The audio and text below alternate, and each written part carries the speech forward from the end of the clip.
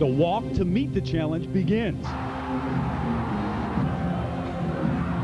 As game time approaches, so do Cowart, Wadsworth, and Bush, who lead the fiercest defense in the nation. Today, Mike O'Kane and NC State try to become the first team since 1991 to walk away with a win at Doak Campbell Stadium.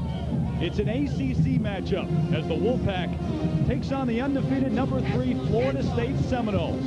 And hi, everybody, I'm Terry Gannon. Bobby Bowden's team 7-0 in a position to win his second national championship. They've done it with defense, maybe the best defense ever here in Tallahassee, and an offense that's putting up the best numbers ever here at Florida State. And Tim Brandt, the scary thing is the offense is just now beginning to click. Yeah, and it's getting better every week. It's come in stages. You had a strong-arm quarterback in Thad Busby. He had a great core of receivers, so that's what they've done. They've used the receiving core to set up the run.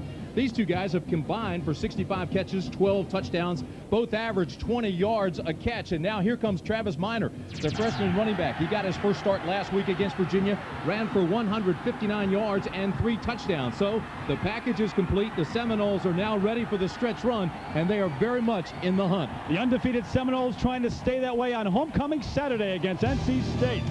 Kickoff when we come back.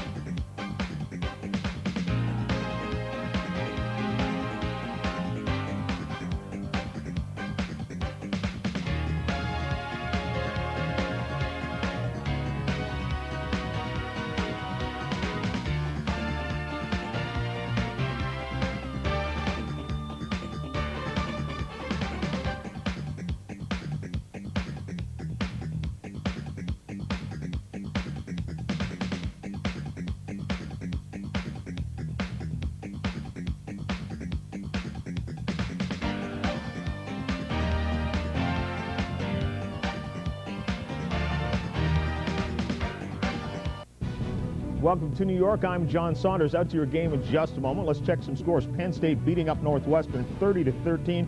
Curtis Enos has a touchdown run there. Michigan beats Minnesota. Brian Gracie with a touchdown pass, 24-3 that final. Purdue struggling with Iowa, 35-17 the score there. Tavian Banks' 16-yard touchdown run. Tennessee struggling as well against South Carolina. It's now 22-0, but it was close throughout much of the game. And Damian Craig, a fumble and 2 interceptions. Auburn is losing. We'll see at halftime. Right now, let's take you out to the games. Like I said, it's pregame. We're in a headlock, and we're fighting to get out. That kind of intensity, that kind of emotion, that kind of fight.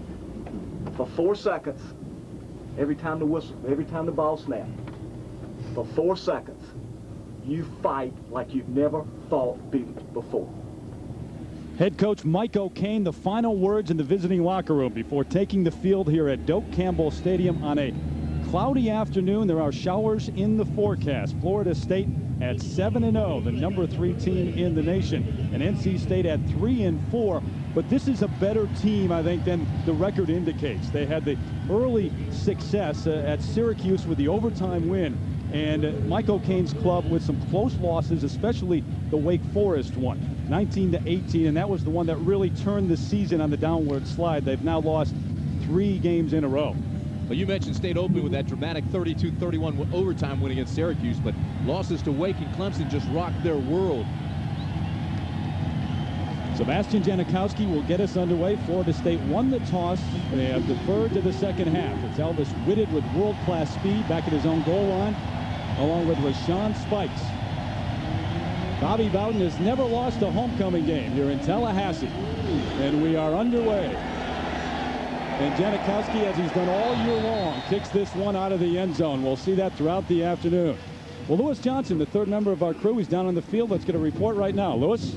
Terry, thank you. For NC State to have a chance today against Florida State, they will have to control the big play, meaning they'll have to stop Florida State from making those big plays and create some of their own. Now, for the season, Florida State has had 43 offensive plays at 20 offense for the year.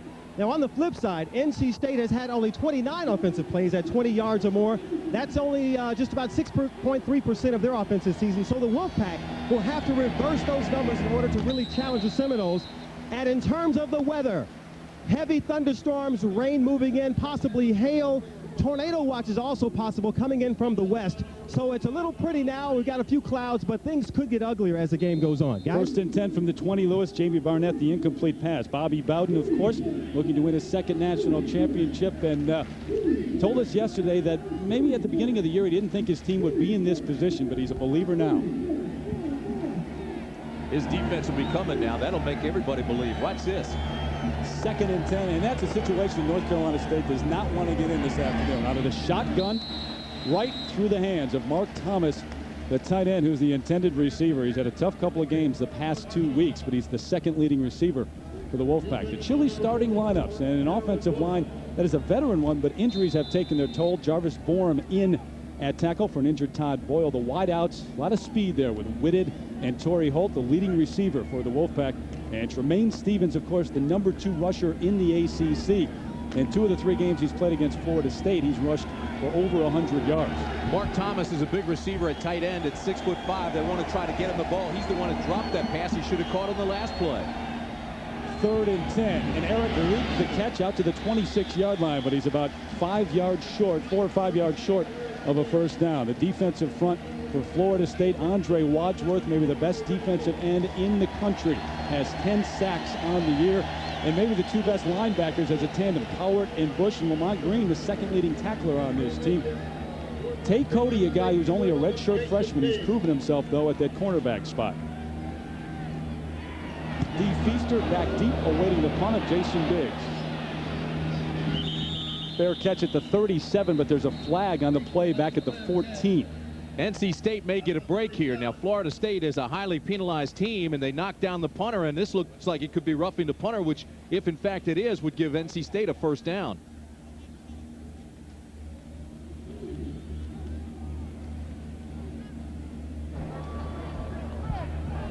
Five yards, running into the kicker.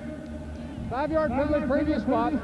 First down. And they were 4 yards short of a first down, so the 5 yards obviously gives them the first down. Take a look. And the rules says that even if you're blocked into it, it's your responsibility to stay out of the way of the kicker. This guy's blocked in clearly, but you can see he runs into the kicker, and so it's a 5-yard deal instead of the big one, but it's still enough to move the chains and first down. This is a guy who right here, Bobby Bowden, knows his team is highly penalized, but he says a lot of times that's from being aggressive, and you don't want to stop that.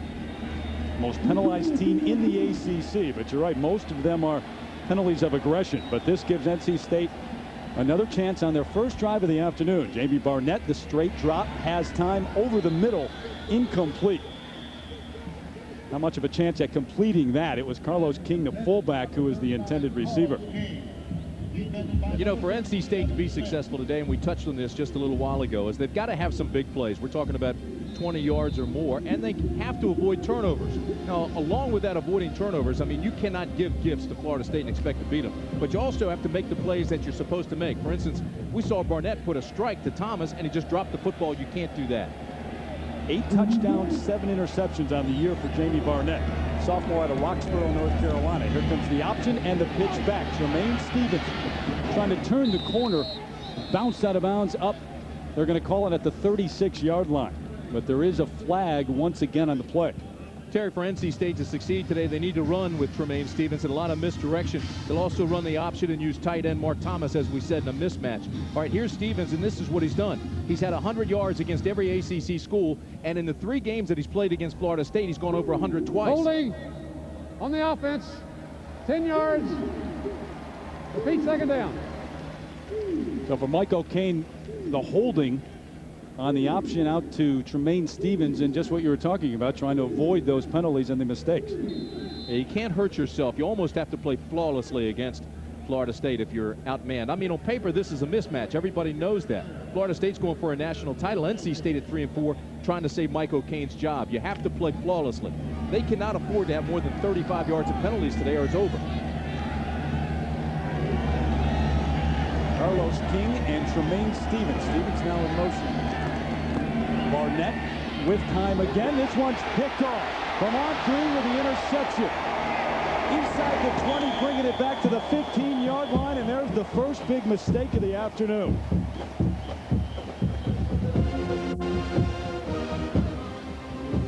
Lamont Green, the junior out of Miami, with the pick. There he is. Keep an eye on him. First, he locks up with the tight end. We told you Thomas was going to be a target. So Green not only locks up with him, throws him down and makes the pick. At that point, I think Barnett still thought that Thomas was on his feet and was going to be able to get the inside cut. Green just defeated him physically. No flag. Turnover. That'll kill you. So here come the Seminoles after the first big play of the game. Something NC State has to avoid to even have a shot here in Tallahassee this afternoon. It's Travis Minor getting the start at tailback once again. Thad Busby flushed out of the pocket on the run. Minor inside the 10 and bounced out maybe just short of a first down. A young man who ran 87 yards for a touchdown on the first play from scrimmage last week against Virginia. And a chilly starting lineups, a young offensive line for Florida State, but it's coming together. Jerry Carmichael getting the start for an injured Ross Brannon at tackle. The wideouts, E.G. Green and Peter Warrick, two of the best in college football. And again, Minor now the starting tailback. Bobby Bowden will decide next week against North Carolina. This one's to E.G. Green to the touchdown. Just like that, Florida State on the board.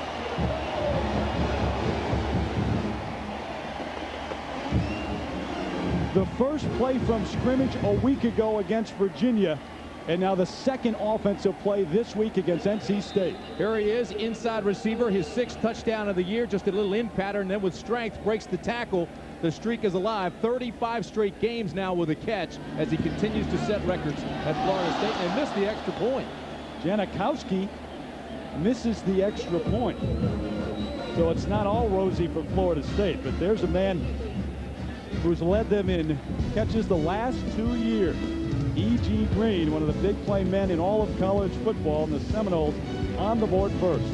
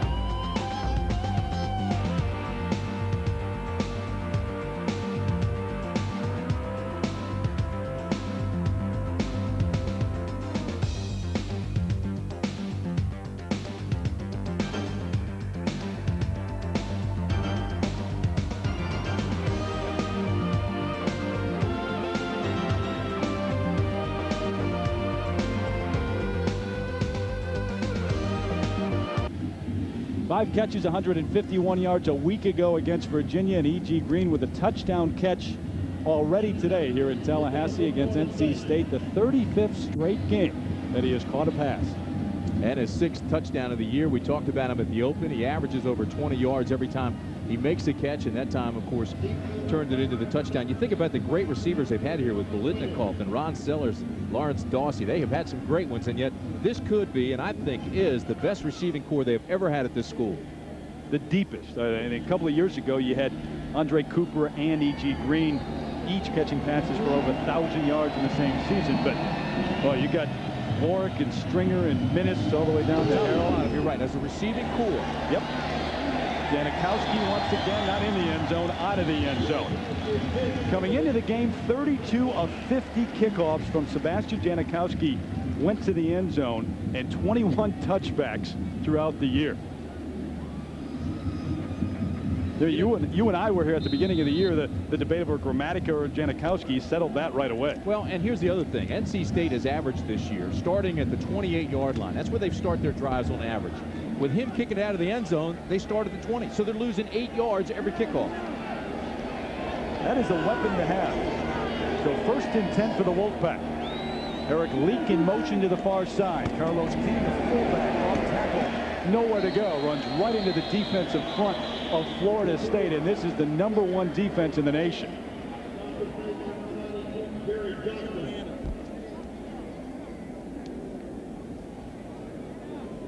And Andre Wadsworth, the move from inside to outside this year, and he leads the ACC with 10 sacks. You know, he may not be physically as dominant as Boulware or Wilson, but he's better all around. He is the full package. Boy, it's hard to believe that he came in here as a walk-on. 2nd and 8 for the Pack. Play action. Barnett under pressure. Down he goes. First sack of the afternoon. Corey Simon, the sophomore out of Pompano Beach, Florida, got there. And that's the problem NC State is going to have all afternoon if Barnett doesn't get rid of the football in a hurry. Well, and here's the other problem, too. Everybody's looking for Wadsworth, and so all of a sudden he gets extra attention. In the backside, you come with Simon. Simon's playing with a sore ankle. They didn't know if he'd be able to get a good push. Look at the way his ankle and his leg are all taped up. But if Barnett doesn't release that ball as soon as that 5th step, that foot plants, if he doesn't get rid of it, he'll be sacked all day. And here's 3rd and 15, and this is a dangerous down for NC State. They'll blow it dead before it gets started. You know, on 3rd and 10 or more, they're coming after you.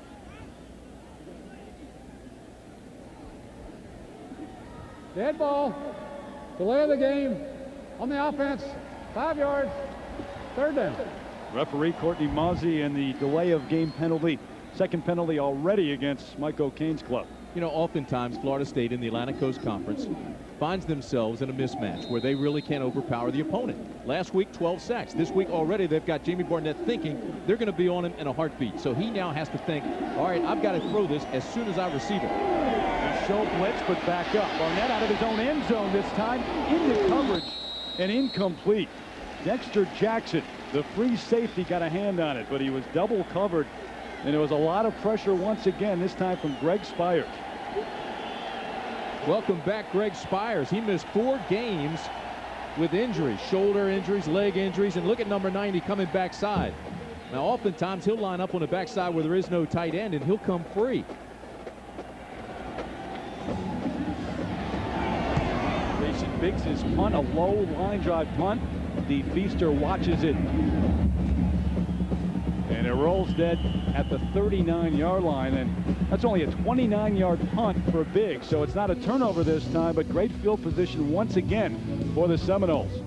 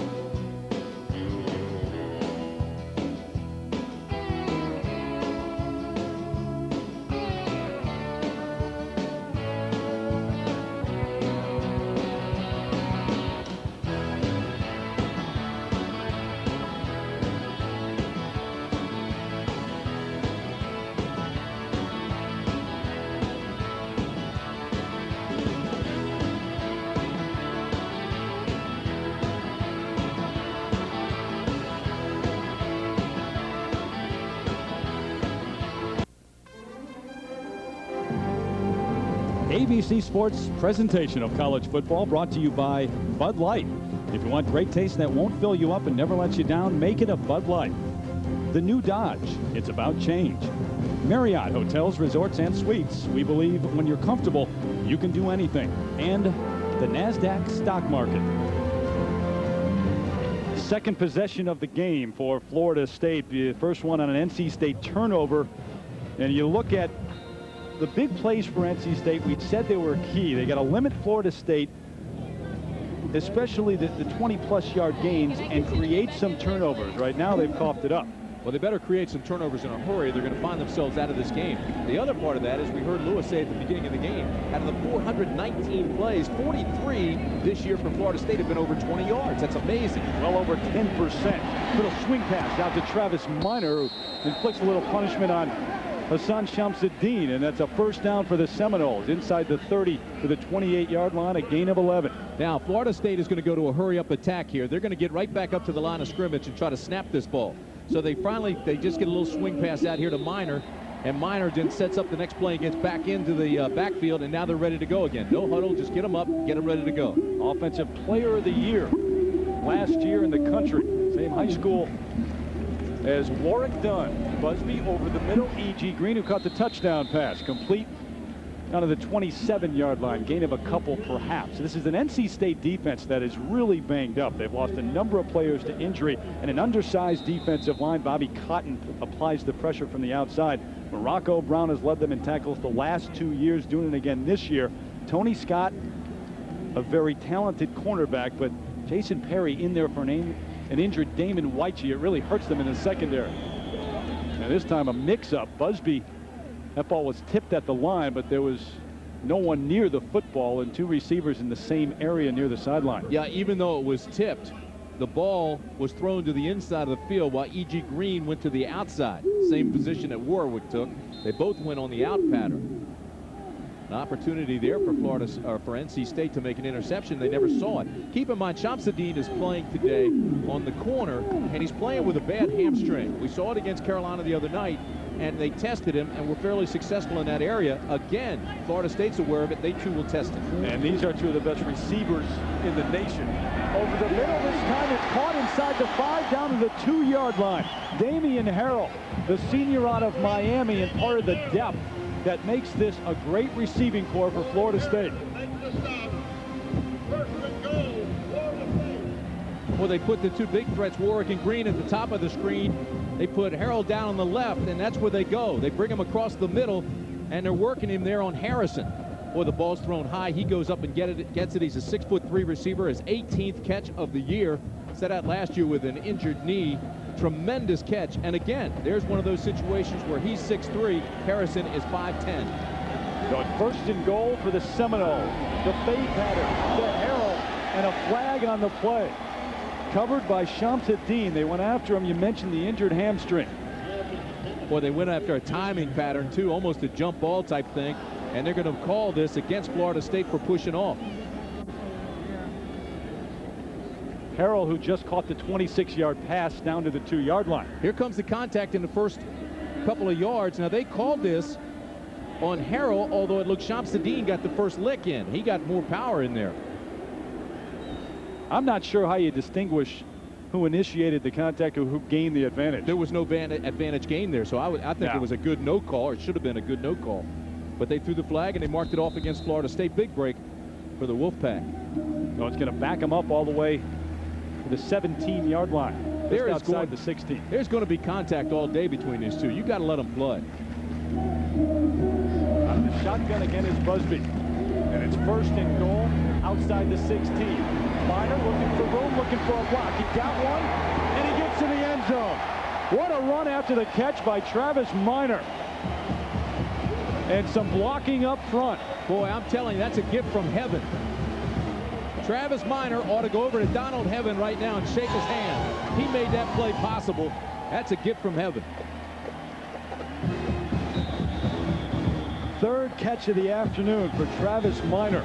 Last week he started the game against Virginia with the 87-yard run. This time it's through the air. Couple of idiots down on the field. They're delaying the game, but take another look at the swing pass. They get it out to Minor. They try to isolate him one-on-one. I'm going to ask you to stop this in a second because, boom, right there. Did you see the block come through? That is a guy 6'5", 305 pounds, redshirt freshman named Donald Heaven. And when he cleared out that corner, Travis Minor with his speed just took it up. And the USA High School Player of the Year a year ago made it pay. Well, the receivers just take everybody deep and clear out the side so that Minor has plenty of room to work. And look, he just slides in between everybody with great speed. And E.G. Green made a great block a week ago against Virginia. This time, Peter Warwick. Janikowski hooks this one inside the upright. He missed to the left the last attempt. Florida State has been looking for a running back to step in where Warwick Dunn was missed. Minor is as close as they've gotten to him. He can be a great one. 159 yards last week, 3 touchdowns, and he starts off this week the same way. Well, next Saturday live at 3:30 Eastern Time, America's biggest road show rolls on. College football here on ABC. What a Saturday, Judgment Saturday. You've got number 4 Michigan, number 2 Penn State, a great matchup, and then number 1 Nebraska taking on Missouri. The rest of your lineup here on ABC. Check your local listings for the games in your area. Call your cable operator for those on pay-per-view. But a great Saturday next week here on ABC, and games that will help decide the national championship. And we're watching one team who is very much involved in that championship run. Florida State at 7-0. Have never lost an ACC game here at Doak Campbell Stadium. And this is a team, and I mentioned earlier, Timmy, the scary part is they're really now just finding out how good they are. Levels of questions all throughout the year. The young offensive line, Thad Busby, could he lead them? You've got the running game. They get that started, and now they're playing great. Well, and they're developing. There are 37 freshmen on this roster, and every week they're learning something and getting better. That's the scary part. Hey, guess what? Janikowski out of the end zone. Just put it on a tape recorder and play it. 3 kicks for Sebastian Janikowski, all 3 out of the end zone.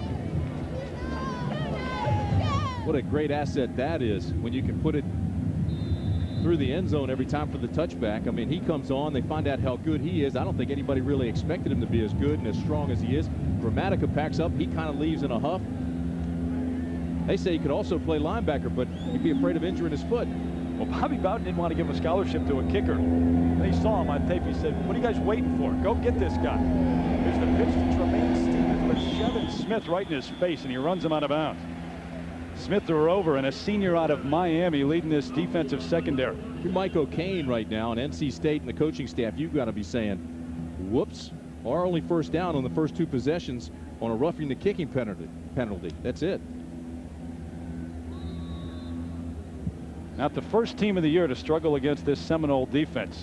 Mike O'Kane in his 5th year at NC State. No secret that his job may be in jeopardy. Trying to get a winning season, which he still has a chance to do. He ends the season with 3 home games at Carter Finley Stadium. And NC State has taken a timeout to talk things over.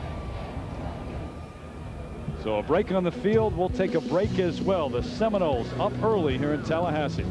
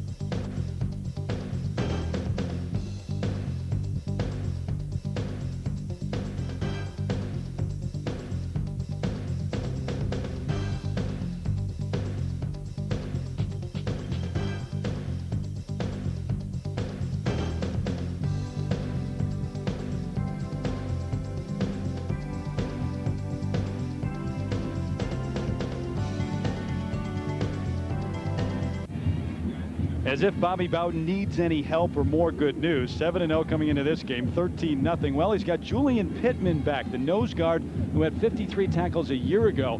He sat out the first 7 games under suspension for burglary and credit card fraud charges, but he's back. The school announced yesterday that the suspension is being moved to the spring semester, so he's been practicing with the team all fall, in shape, and he's now on the field. And here's a guy who has a lot of experience, and it bolsters a front line that is very, very good already. So NC State takes over 1st and 10 at the 20. Jamie Barnett 1 for 6 for 7 yards so far. He's been sacked. Quick out, Torrey Holt, his first catch of the afternoon, and a gain of about 8 up to the 28-yard line. Well, you know, Bobby Bowden's team's got North Carolina next week, and certainly the temptation is there to look ahead. We asked him if there's a chance his team could be overconfident against NC State. Point favorite, and you got to play Florida. 25-point favorite, and you got to play Southern Cal. 25-point favorite, and you got to play Notre Dame. We've been going through that for 10 years, so it has not been a problem, but it's something I stay on top of when my boys talking about it.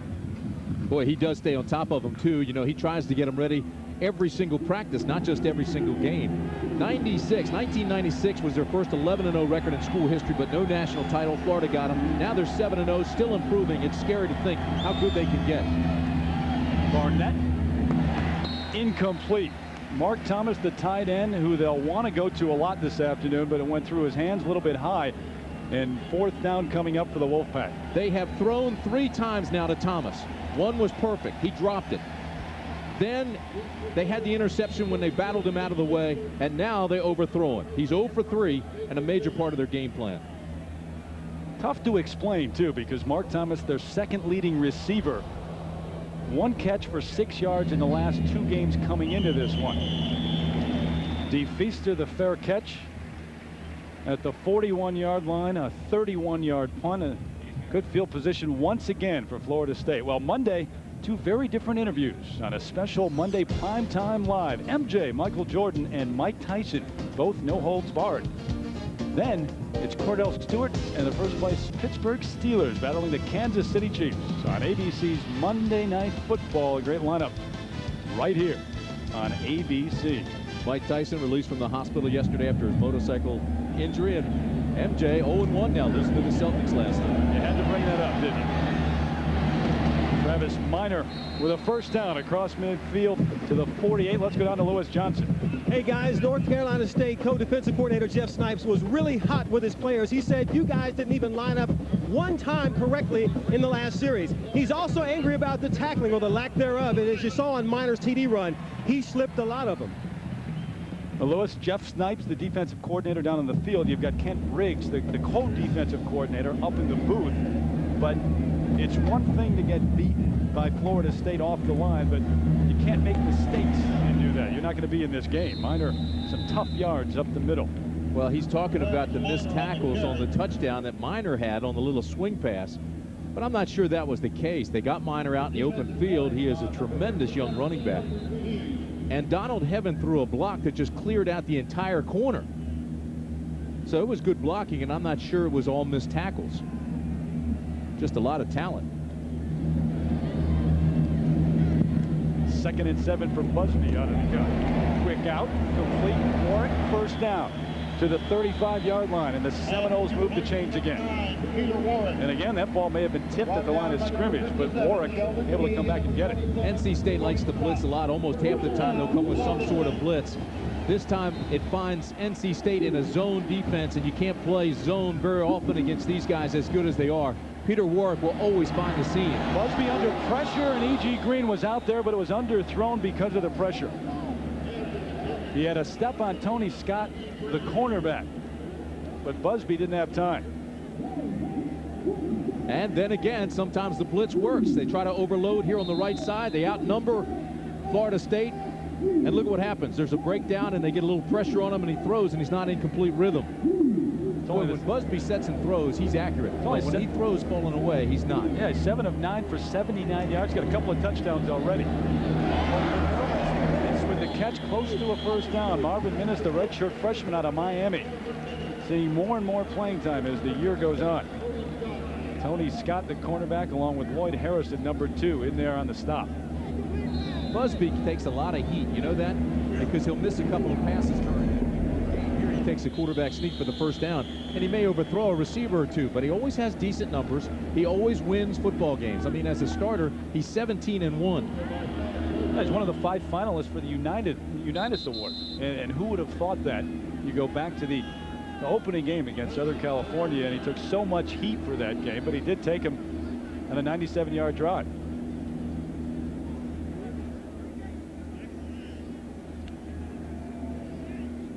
Busby with the sneak, very close, but it is not a first down. Let's go to John Saunders in New York for the first time. John, what's going on? Terry, it's the Burger King update. Miami and Toledo in the MAC. 24 seconds left in the game. Chris Wallace, 11 yards to Brock Kreitzberg for the touchdown. They go for the deuce and get it. 35-28 is the final. Toledo 8-0 on the season. A perfect job as they're headed towards the MAC championship. Terry. John, Tim Brandt's vote for a national championship. Toledo on his movement on the left side, 4th and inches, and someone moved for Florida State.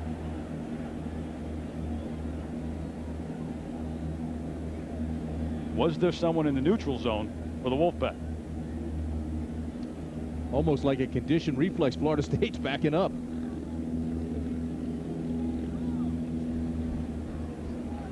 Dead ball. False start on the offense. 5 yards. 4th down. Looks like the right guard, Donald Heaven, who's a redshirt freshman, jumped a little bit early.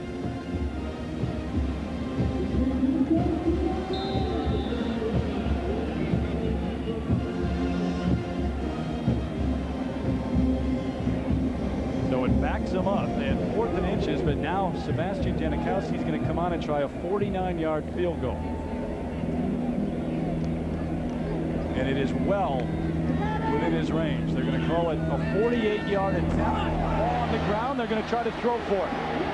Not going to work. The Wolfpack wrapping him up. Marcus Outzen, number 14, and a high school quarterback tackled by Shamsuddin, but that snap was a little bit low. Not only that, but 2 terrible plays by Florida State. Number 1, they got 4th and inches and jump off sides, backs them up. Now they go for the field goal. You get a low snap. Watch this. Low snap, mishandled.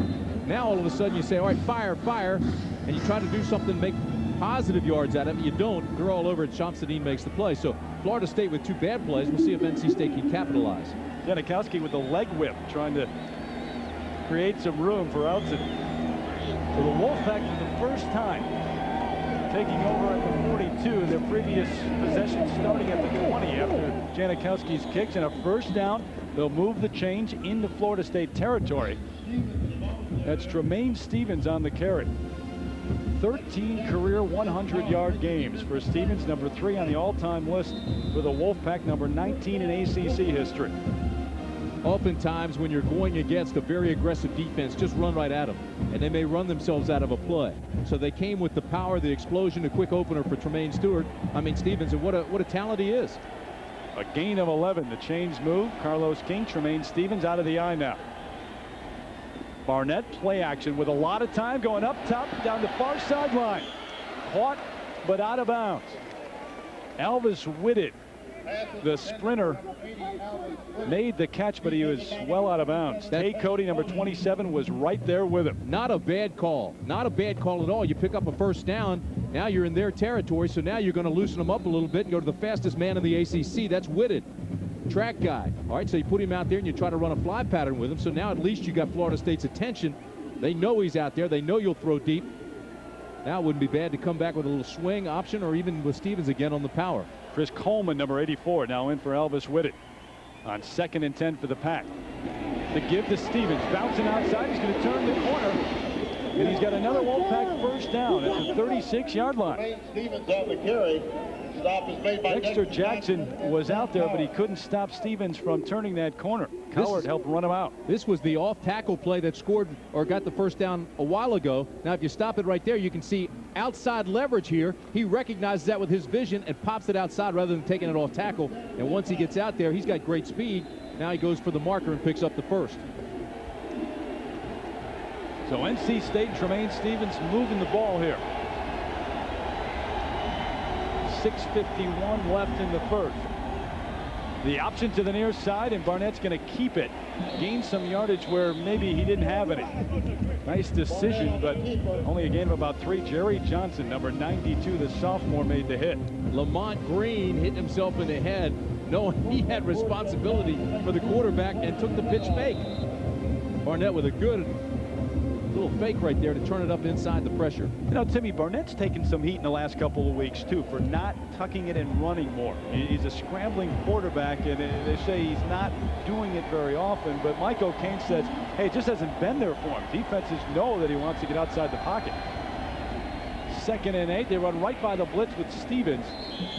Down close to the 30-yard line. Need to get to the 26 for a first down. That's all right. They're in field goal range, and it brings up 3rd down and about 4. Still good shape for NC State. Still early in the ball game. Can't panic, down 13. So what do you do on 3rd and 4 now? I would get Stevens involved regardless of whether it's a swing pass or whether you option him, or even if you run him again like you did the 2 times he got the first. But I would make sure that my main horse has the saddle on him. This drive started just outside the 40-yard line. Here's the 6th play of the drive. Biggest play offensively for the Wolfpack as of yet in this game. Barnett, the option, turned it back inside, not going to get there. Stopped by Darrell Bush just inside the 30. Stevens was wide open. Stevens was wide open on the option, and Barnett did not get him the ball.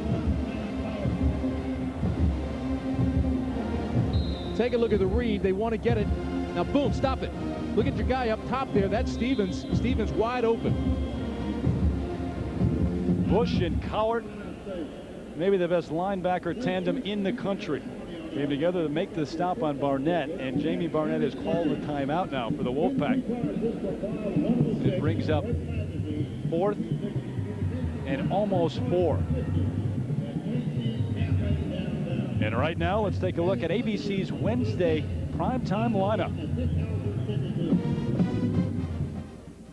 Mike and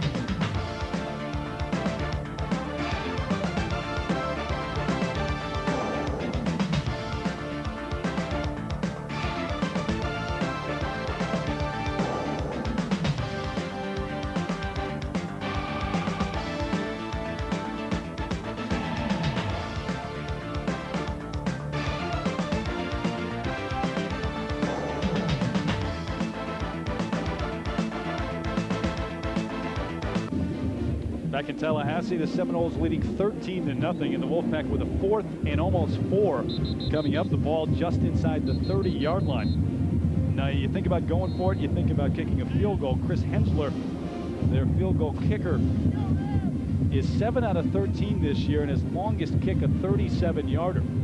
So that helps dictate what you're going to do if you're Mike O'Kane. This would be a 47-yard try. And the offense is on the field. You've lost 3 in a row. You're 3 and 4. Why not go for it? And this is a Florida State defense that has put up 2 straight shutouts at home, and they have talked about it all week. They want another one here today against NC State. 4th and 4, ball on the ground. Barnett's going to get nowhere near the first down. And again, that's Jamie Barnett. Tag it on him. He's backing out before he has the ball. They're showing blitz. Now watch him start to pull out before he has the ball. And by the time he gets out there, it's on his fingertips and not in his palm. Timmy, you could see his eyes, too. He's taking a look at where he wants to go and where the numbers are coming from Florida State. Sophomore, eyes are big as saucers, sees the blitz coming. Undefeated team.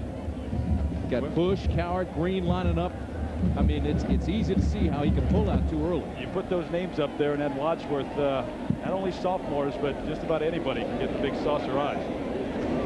First down out of the shotgun, the inside give to Minor. He's got room, breaking outside. A first down for the Seminoles out to the 48-yard line. Look at the speed of Travis Minor. A gain of 16, and a nice block by Jason Whittaker to spring him. Well, you have Dee Feaster, you have Davey Ford, you have Anise Gooch, and all of a sudden, here's your guy. Travis Minor now is going to be as good as Warwick Dunn, if not better. Comes from the same high school. He was the USA Today's Player of the Year. 33 touchdowns in high school last year. He's just fantastic. 6 touchdowns already this season. No telling how good he can be. 3 runs for 30 yards. That's a big statement by my partner. Over the middle, complete. E.G. Green, a big gain. He's got a first down inside the 35 and finally brought down at the 32-yard line. Big plays that NC State has to limit. Well, that's one of them, a 21-yard gain by Green.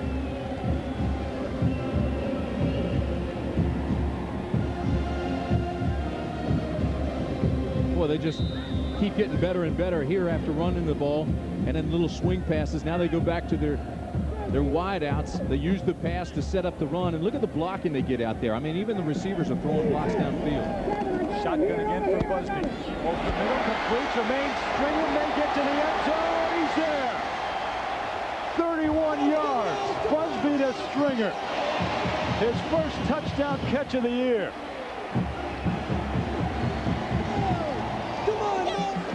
Fastest guy on the offense for Florida State.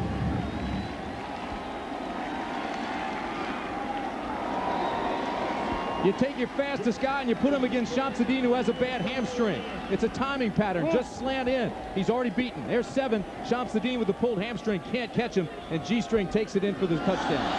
Another low snap, and Outzen, he's getting killed back there. He's going to tell his snapper, hey, get it to my hands. I'm getting tired of getting tackled. These are the things that Bobby Bowden will work out at practice. To win a national championship, you can't have mistakes like that. If you're playing Florida or even next week against North Carolina, you can't put the ball on the ground when you're trying to get another point on the board. So far, though, they get away with it against NC State. Stringer, the 6th different receiver on the afternoon. Busby has gone to 6 different guys, and it's 19-0 Florida State. Jermaine Stringer. There's a name. They call him G-String, and it fits because you just can't cover all of them. Well, ABC's college football is online live with scores, stats, and highlights. All from today's games. Play trivia, chat, and sound off with the fan polls. All on America Online. Keyword ABC Sports. Good look at Curtis Enis of Penn State. Certainly one of the teams with a great shot at a national championship.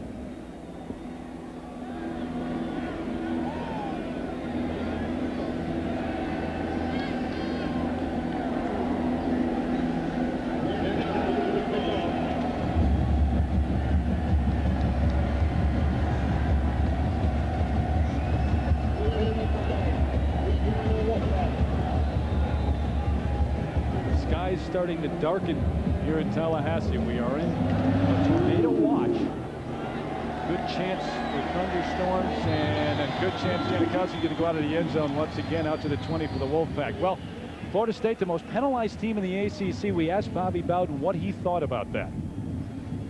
Let me say this. That's probably one of the most insignificant statistics in football. Have you ever noticed that teams with all the penalties do all the winning? You ever noticed that? Guess who's getting penalized the most in the SEC? Guess who's getting penalized the most in the Big Ten? You know, it's a lot of it's aggressiveness. And so anyway, what we worry about is what I tell my players, not penalties, foolish penalties, lining up all sides, you know, hitting the guy in the back on a punt return. Foolish penalties. But the aggressive ones, you nearly hate to say stop. Yeah, and see, we saw one of those aggressive ones earlier when they got the running into the kicker. There's a guy making an effort to block a kick and had a shot at it and just barely got the kicker, and so they penalized him. That's aggressiveness. Then you heard Bobby talk about being off sides, mental mistakes, delay of game, that type of thing, which really shouldn't happen. 72 penalties coming into the game, and 3 so far this afternoon. But it's not often you hear a coach admit that penalties don't bother him, even the ones that are not foolish ones. 2nd and 7 after the run by Carlos King to pull back, this time to Tremaine Stevens, nowhere to go, right into the line. Well, I was probably the most penalized man in the ACC, but all mine were foolish. Probably. Look it up. Julian Pittman in on the tackle, and a big hand from the crowd. They love to see him back on the field. Well, take a look at him. He said he was going to start this game a little bit nervous, and he certainly was, but here he fights off his block, takes a back step, and then makes the tackle. He's a load, isn't he? You know, 6'3", 282. The other nose guard, though, Larry Smith, is maybe the biggest surprise on this defense. They really, over the last year, they didn't think Larry Smith was working hard enough to compete, and he's just blossomed. Quick out, incomplete. Torrey Holt open for a moment, but maybe saw the two garnet and gold jerseys right in front of him. I don't think there's any question about it. If you look, he almost took a stutter step and put one hand out like he was going to get hit. Florida State will do that to you. They'll put your head on the swivel. You'll start thinking about other things. Look at this. I mean, he knew he was going to get hit, but if you're going to get hit, make the catch. Yeah, that's the leading receiver for the Wolfpack, and if he's going to do that, they have no chance to stay in this one. And the ball dropped by Biggs. He gets it away, though. Feaster watches it take an NC State bounce. There's a flag back at the 14. Ball comes dead just outside the 35. So it ends up being a very good kick, a 40-yard punt by Biggs after he dropped it. And we'll see what the flag's all about. Ball hit the ground, it becomes live. Sure. Pick the flag back up. That ball hit the ground. Disregard the flag. Disregard the flag. The snap was dropped. Thank you. This becomes a fumble. Watch, it actually hits his hands. Bam.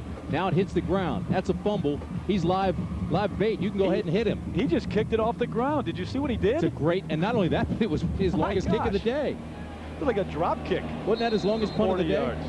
Yeah, he had a 29-yarder earlier. And what a kick.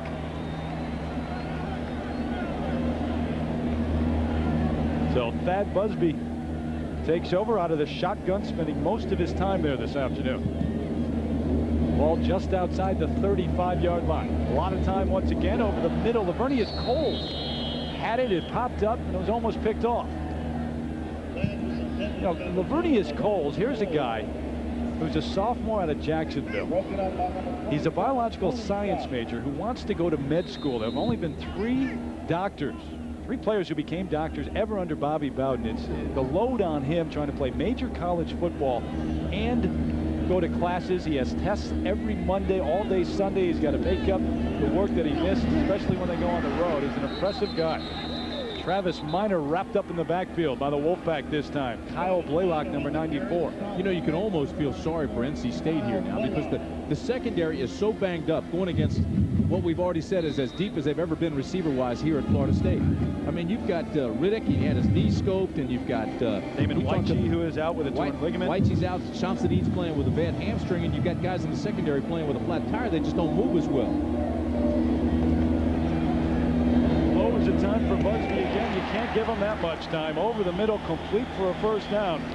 Guess who? E.G. Green on the catch. Check that Marvin Minnis. He's going to 6 different receivers this afternoon. Green with a touchdown catch earlier. Jermaine Stringer with a touchdown catch. Minnis has caught a couple. Who do you cover? Boy, and they run the gamut of years in school, too. I mean, Marvin Minnis, another freshman. NC State, perhaps some contact, but no flags. This one complete. This time it is Green. We're going to move outside. E.G. Green all the way down to the 16-yard line.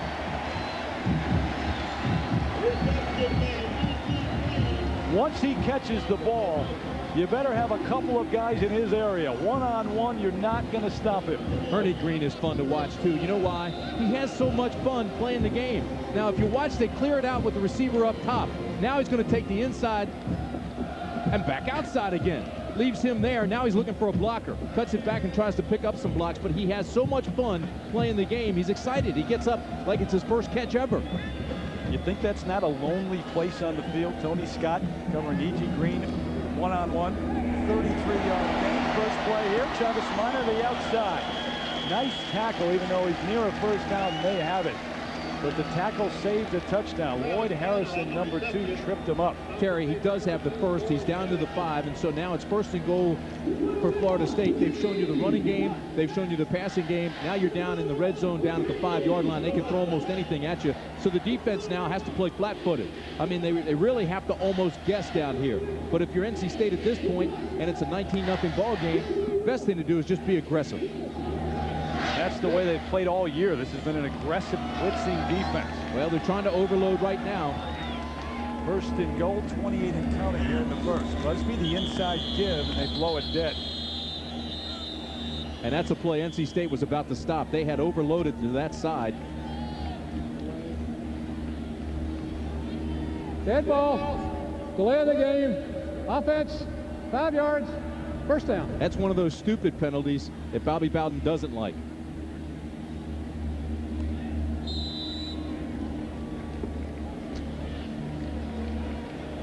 Bobby said at the beginning of the year he wasn't sure that this club could compete for a national championship. Right now, he believes. Jeff Snipes, the defensive coordinator for NC State, getting a little help from the penalty. There goes the inside give to Minor, turning the corner to the end zone. Forget about it. Travis Minor with a 10-yard touchdown run. This time the block came from Whitaker. The pulling guard got out in front of him and just leveled the defender in front of him at the 3.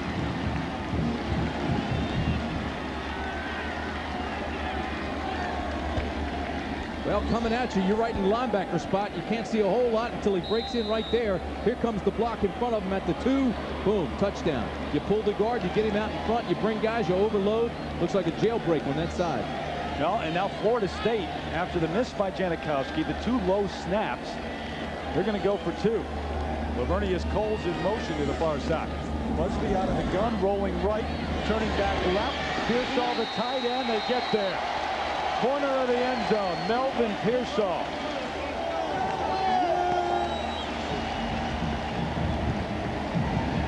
Pearsall still doesn't have a touchdown on the year, but he gets the conversion here. His 22nd reception. They love to go with the 3 receiver set, but the offensive line is more isolated that way. Then he rolls right to the strength of formation and then throws back where he's got one-on-one coverage against Red. And Pearsall a target this year, much more so than in the past. Florida State throwing to their tight ends this year, and it's 27-0. Homecoming going as planned. Chief Osceola pumped up. Bobby Bowden has never lost a homecoming game here. No, and Bobby knew coming in the matchups are better out of the 3 wide receiver set. Even though the offensive line is isolated more, he's had success with that all the way through the season, all the way through his career, really. But this year, he's used it where they've spread the defenses thin. They've used the passing game to set up the runs, and everything's clicking.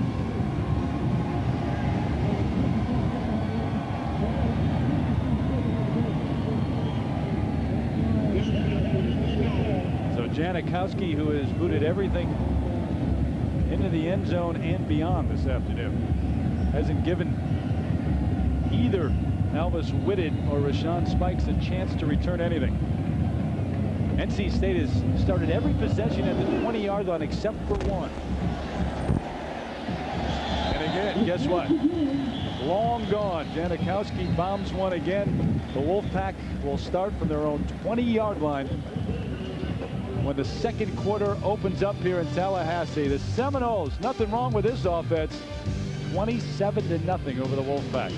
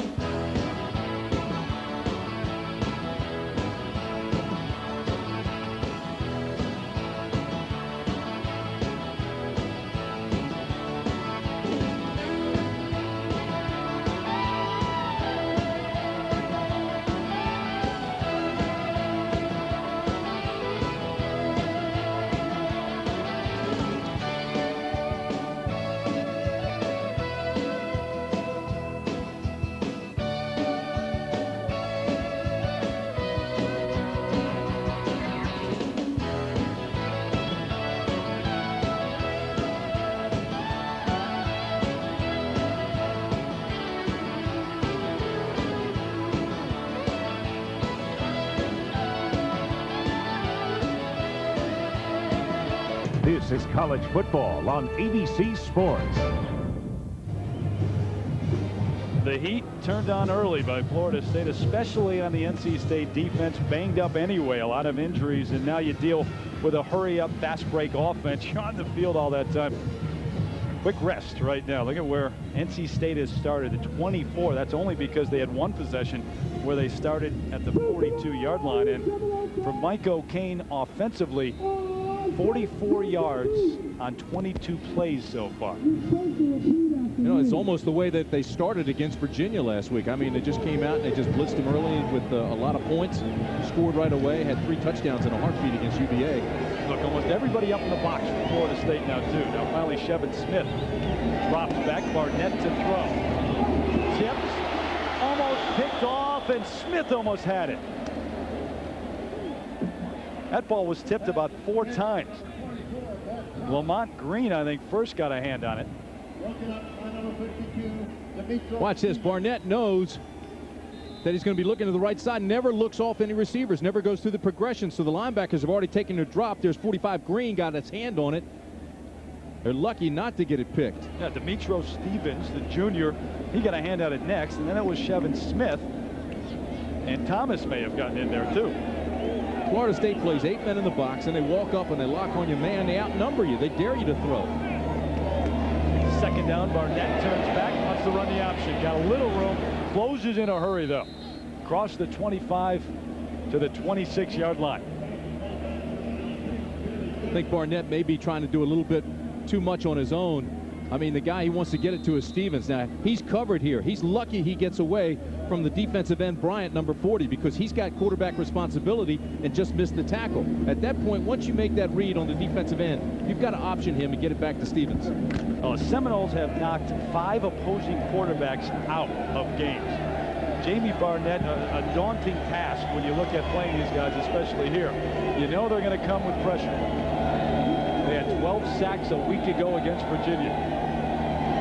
3rd and 5, option Stevens trying to get to the 30. He's got an NC State first down at the 31. And that's your guy. You've got to get him the ball as much as you can. Every time he's touched it today, he's picked up good yardage. He's picked up 3 first downs. This time they didn't even try to option him. This time they just do the reverse pivot and get it to him right away. Boom, get it out there. All right, now pick up a block, and he's got the first down. And Bryant took that run by Barnett right away. The quick pitch to Stevens, a good decision. Stevens, 7 carries, 34 yards so far. Really good combo runner, combining strength and speed and excellent vision. Led NC State in rushing for 3 years. Barnett, a deep straight back drop. There's the tight end Thomas with a catch. Another NC State first down, still up. And finally brought down at the 45-yard line. First catch of the afternoon for Thomas. We saw him drop one earlier in the game, and we said he's got to be a target for Jamie Barnett today, and a gain of 24. You were concerned about the string he was on. He dropped the pass, was overthrown on a ball, and then also got thrown down. But watch this. Barnett knows pressure's coming. Here comes Bryant, and Bryant just levels the quarterback after the throw. But he does make a good throw out to his tight end Thomas. And again, we tell you he's a great 3rd down guy, and they're trying to make him more of the game plan. He's 6'5", 250 pounds that can run. A lot of NFL scouts who love this guy. Stevens trying to bounce outside. Gets a couple, but then driven out of bounds at the 42. A host of tacklers in there, led by Dexter Jackson, the junior out of Quincy, Florida. I really think right now Stevens is playing the best ball of his career. Now, obviously, they may be a little bit outmatched today. They're going against certainly one of the best teams in the country, but Stevens is playing hard, and he's having success almost every time he touches the ball. I mean, his instincts lead him into the hole. His speed gets him out of the hole and into the open.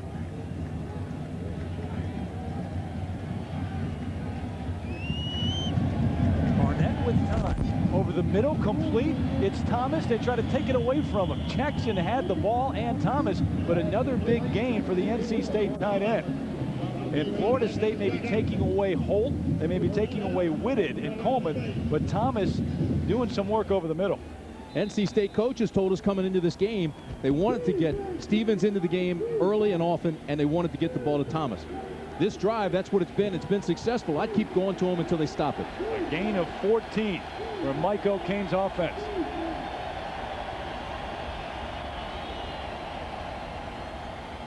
Stevens coming this way, trying to turn the corner on Smith.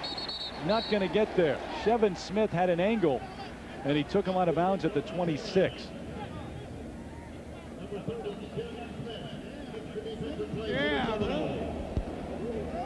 The thing that's impressive about, I think, Tremaine Stevens too, Timmy, and we saw the game against Georgia Tech.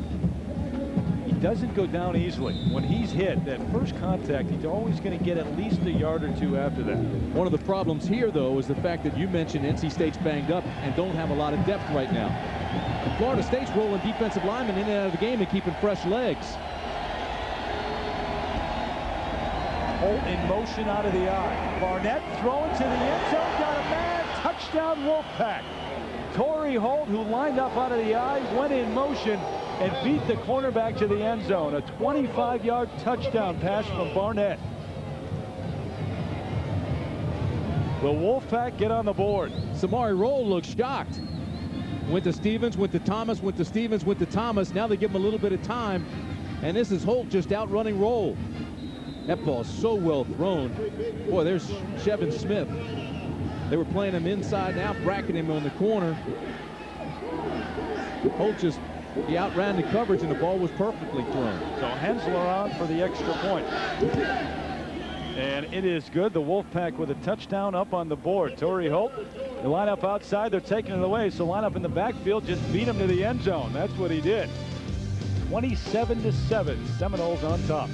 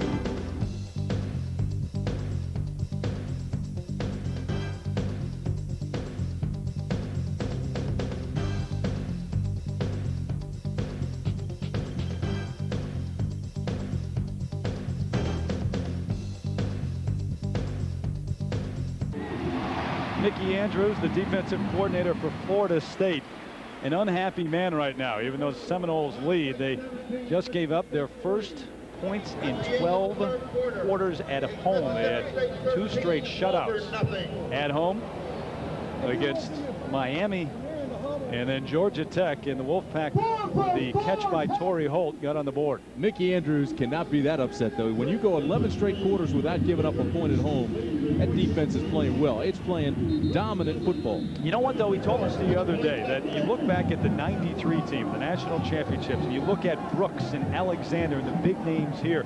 He said this defense, as good as it is, they still have a ways to go in terms of keeping people out of the end zone. They're the #1 defense in the country in terms of total yards given up. But goal line stands, that's something that the '93 team really made their name by, and this team hasn't yet gotten there. But you know what this team did do?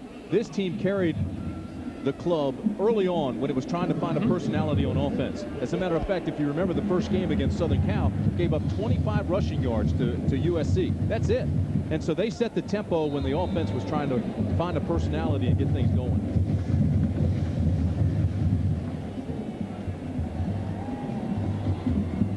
Kinsler kicking it deep. Jermaine Stringer, number 86, already with a touchdown today. Brings it back to 4. And out to the 25. There are flags down on the field. Very quickly, let's go down to Lewis. Lewis? Well, Terry, the last time the NC State defense came off the field, Jeff Snipes took about 3 or 4 minutes before he could even decide what to say. And when he started to talk, he told him, he said, if you guys can't get to Busby and Minor, he says, I don't know what to call. He says, you've got to try to find a way to return. Now, as they came off the field, the guys looked dejected. They looked as though they were searching for something. And you know, Michael Cain talked about getting out of the headlock, but if you ask me, defensively, it looks like for these guys, the headlock is just getting tighter. Tends to do that here in Tallahassee. Snipes working hard, trying to get his defense back in. But I'll tell you what, I mean, you start with half your defense injured. 2 new starters at linebacker in White and Ramseur. And you're going against an offense that put up the best numbers in Florida State history. That's a tough assignment. 1st and 10, and number 22, that's Davey Ford. First carry of the afternoon. The freshman from West Palm Beach, Florida, bouncing outside out close to the 18-yard line. Ford, who runs about a 4.3 5.40. And he's a running back that Bobby started, and he really played pretty well. Bobby Bowden said he wanted to give Ford a chance to start, Minor a chance, and Vanez Gooch. He still expects to start Vanez Gooch against Wake Forest to see what each of them can do. But Minor has really stolen the headlines the last 2 weeks. There goes Ford again, trying to cut back across the 20 to the 21-yard line, about 1.5 yards shy of a first down for the Seminoles. Davey Ford had the flu this week. They weren't sure how much he'd be able to play. I think you can't help but think back earlier in the year when Bobby was a little frustrated with his running game. The Noles couldn't break a long run, 40 or 50 yards, even in scrimmages, and they weren't breaking the big one, and it frustrated Bobby. But it's a lot better now. Minor could be the guy, then backed up with Ford and Gooch and Feaster. Feaster's got to be the one that's a little bit frustrated right now after playing behind Warwick Dunn, thinking it was his job. A lot of coaches would like to have that problem. Too much talent in the back of his. Ford off the swing pass across the 30, got a Seminole first down out to the 31-yard line. It's a play. They've gone to Travis Minor a number of times already today. This time it's Ford for a gain of 10. Boy, doing so many things well, and it's Busby who really makes this thing go. And you see he's the trigger guy, and again they run, and then all of a sudden they come back with a little swing pass. When you do that, of course, you're getting the defense thinned out and let your running back get out there where he's got some room to run. First down, inside give to Ford. Kind of dances out to the 37-yard line. Gingerly looking for a hole, really didn't find one, but the line just kind of moved with him. You have the feeling also when you talk to Bobby Bowden that he's having fun coaching these guys. It's almost as if, you know, the pressure was off. Out of the 82 guys, they had 41 guys this year playing in their first college football games. You've got 37 freshmen on the roster, so he's teaching again. He's enthused again. And nobody expected a whole lot out of him when the season began as far as the national championship is concerned. Something other coaches don't want to hear, how young this team is and how good they are already. Busby being run out of the pocket, and he's got a first down. Dragged from behind and out of bounds by Bobby Cotton, the defensive end. But a gain of 8, and they'll move the chains.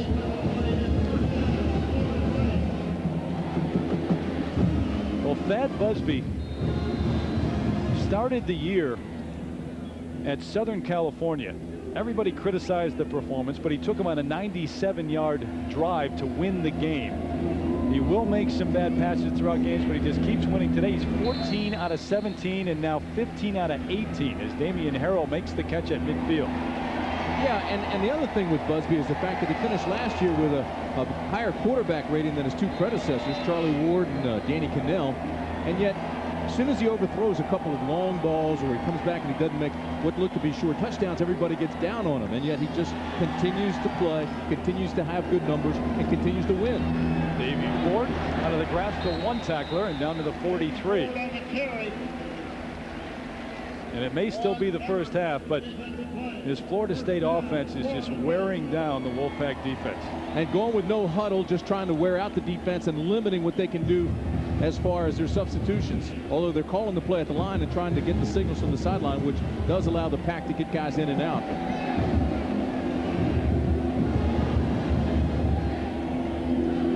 1st and 10 for the Seminoles. Out of the gun, Busby. But all the time in the world going deep. Got a man with a step.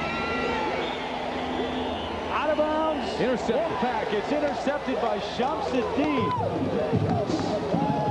A jump ball, and Shamsuddin went high into the air to bring it down. His 3rd interception of the season, and that's something that Busby does often. He throws it up to let his receivers go get it. You've got to feel really good for this kid. The guy's been playing with a bad leg, but look at this, though. He's reading it now. Whoever gets it at the highest point has the pick.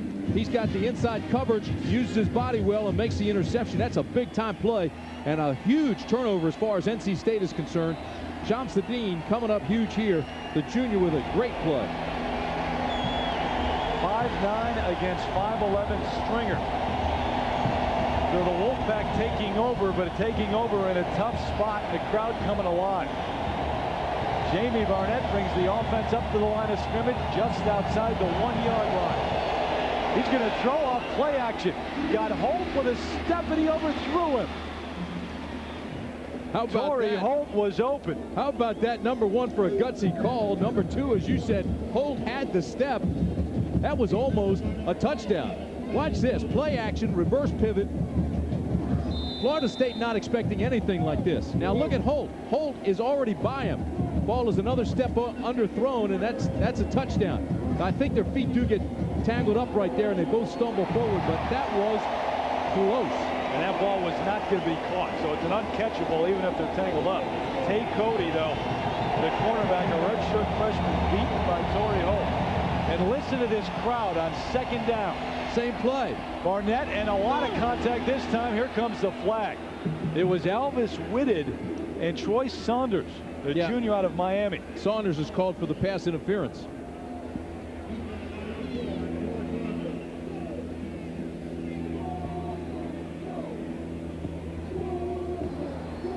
Pass interference on the defense.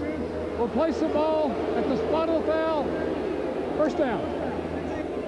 You've got to like this play call, and this is exciting. Now look at this. Here's the bang, then there's the hold, and he never lets go of the hold, and finally they both go down. I mean, that was a penalty from the time Whitted got off the line of scrimmage. Well, Saunders, I know, understands that Whitted is the fastest guy in the ACC. Records in the 100-meter and 200-meter. World-class sprinter. 1st down, it's Rashawn Spikes, the backup tailback, going off right tackle for a few. Pittman in on the stop. NC State bouncing in and out of the huddle, really showing a lot of enthusiasm with this drive. I think they're excited because Mike O'Kane said, all right, let's go after him out of the end zone with a couple gutsy calls, and now they're bouncing around a little bit. Now, you watch the Wolfpack this year. They had the great start. Now they've lost 3 in a row. They're 3-4, 1-4 in the ACC. But this is a team that's been in every game, and it's played hard every game. Against North Carolina, they're tied up at 7 at the half. Week and a half to go. Swing pass incomplete. Spikes couldn't get there. Rashawn Spikes, the sophomore, who has really pushed Tremaine Stevens and motivated him this year. They were headed in the right direction, though. Wadsworth was on the other side of the line of scrimmage, and so they went opposite Wadsworth and tried to get the swing pass out into the flats. Which is always a good idea. Mickey Andrews says that Wadsworth may not be, as you said, quite as talented in certain ways as Peter Boulware, but he's every bit the defensive end.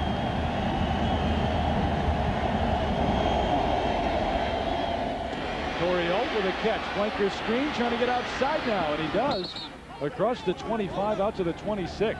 Well, this play again is well set up. Again, they go away from Wadsworth and they do the old rub-off play. Some people think these picks are illegal, but it's, you know, as long as the flag stays in the pocket, it's a great play. Watch this now. Here's Wadsworth at the right of your screen. They go left, and then they pick up some blocks. As you said, the flanker screen, and everybody's covered, and he picks up the first. Torrey Holt showing a great deal of speed today. He's having a great year. One of the best that they've had at NC State. Yeah, had the broken collarbone a year ago against North Carolina. Only 5 starts, coming back with a strong season here at 97. They give to Rashawn Spikes. tripped up. There's a flag right at the line of scrimmage. Well, and not only that, you mentioned Terry Holt and the problems he had, but motivated by his mom's memory as well. She was 43 when she succumbed to cancer in December. He dedicated this season to her memory, and he's having a great year. Yeah, 7th on the all-time list at NC State. 36 catches coming into today. Watch this. How do you stop Wadsworth? Watch Thomas. He tackles him. Look at 24. Thomas just wrapped his leg up. Use your hands, you use your legs, but Wadsworth complaining about it, and the official listened. A lot of guys playing against Wadsworth this year will try anything to stop him, because in another year or two, they'll be sitting in their den watching games on Sundays. Wadsworth will be playing. They'll say, hey, I played against that guy. They back him up. It's 1st and 21 now after the penalty. Barnett on a roll in a whole lot of trouble, and this one's out of bounds. I think Barnett's hurt. Elvis Whitted caught it, but he was out of bounds, and Jamie Barnett slow to get up, bringing some turf along with him in his helmet. Corey Simon hit him just as he released the ball. And I mean, he's feeling it. Look at the turf on his helmet, and he's trying to adjust his shoulder pads and trying to clear his mind. Anytime you're wearing turf as a hood ornament, you know you're in trouble. Yeah, and that's up there. You know, one of the players ought to come over and just take that off his hat. See it up there? You got to reach over and just get that. You don't want to come up to the line of scrimmage and have that turf on your head. Defense knows where they've been. They're going to go after it again. Barnett coming back. Pitch, this fight, cutting back. There's a flag back where Jamie Barnett was dumped to the turf. They run out to the 23-yard line, but they may bring this one back. This one's going to be on Greg Spires. Greg Spires hit Barnell long after the pitch. Look, Spires says no, but there's no question. Watch. All right, here he comes, and Spires going to knock that turf right off his hat. Watch this. All right, the pitch is long gone, and Spires still goes after him, so they say it's a hit to the head. I'm not sure that was the case. No, I don't think it was very late, to be honest. I mean, it was certainly a violent hit, but that's football. Well, now it's close. Yeah, you're right. It's up underneath the helmet, right under the chin. So well, keep in mind now, the referee's right behind the quarterback. He's watching closely, right on top of the play. Spires with 4 sacks. Remember, he missed the first half of the year with a fracture in his leg. So he's just getting back into playing shape. Barnett out of the shotgun, wants to throw the swing pass, a dangerous pass, incomplete. Shevin Smith read it all the way. Spikes was out there, but fortunate for the Wolfpack that fell to the turf. Wadsworth was coming with his hands up high, made the ball kind of sail on him. He had to get it over Wadsworth to get it out into the flats. Well, you mentioned he moved from tackle to defensive end. He's a great defensive end. I mean, that's your future pro that you're looking at. Student athlete, has his undergrad diploma in his hand. He's working on his master's. Former walk-on who was an intern on the SID's office. That's a script, and he's the star. Great kid, too. You talk to him, you spend time with him. Every time you come down here, you just like him more and more. Barnett off of play action. Mark Thomas, the tight end, couple of big catches this afternoon. Another one into Florida State territory for a first down for the Pack. Keep in mind where this drive started, and NC State has found something, and it's working. They continue to go back. They're using the option. They're using their tight end, and then occasionally will take their shot deep. Right now, they've got the defense a little unnerved. They were helped by the interference call against Florida State, getting out from their own 2-yard line. There's a player down on the field. Try to get a look at who that is for Florida State in a moment. But getting back to NC State, Timmy, you remember Mark Thomas with the drop early on. Had a couple of passes he could have caught. Now 3 catches and big ones for the Pack. We'll step aside, be back to Tallahassee in a moment.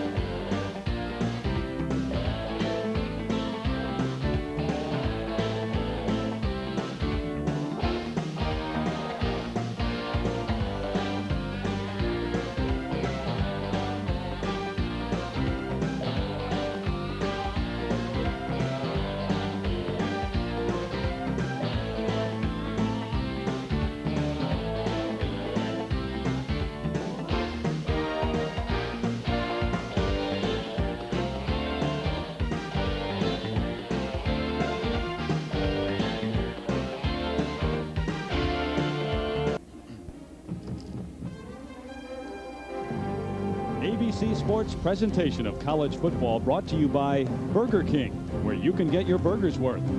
Circuit City, answers in every department, low prices all over the store. The legendary Firebird Trans Am from Pontiac. And State Farm Insurance. Like a good neighbor, State Farm is there. Clouds have been rolling in all afternoon. Storms on the way. They tell us about 40 to 45 minutes from now. Could have a big effect on this one here in Tallahassee. Well, NC State on a long drive that started inside their own 2-yard line. 1st and 10. The inside give to Rashawn Spikes, who's been in for Stevens throughout this entire drive. Straight ahead for a couple. Well, tomorrow, live at 2 o'clock Eastern, 11 a.m. Pacific time, is the final round of the final stop on the 97 PGA Tour. The Tour Championship. Right now, a 4-way tie for first. Bill Glasson, Davis Love, Brad Faxon, and David Duval all at 8 under par, and Tiger Woods at 1 under right now, still in the hunt. That's tomorrow here on ABC. Top 30 money winners out on tour. Love and Faxon have been having good years. Duval's been near the leaderboard since this tournament began, but it's good to see Bill Glasson up there now. Yep. Timeout here from Mike O'Kane and NC State. Key play coming up. They want to talk it over. Mike O'Kane bringing Jamie Barnett to the sidelines.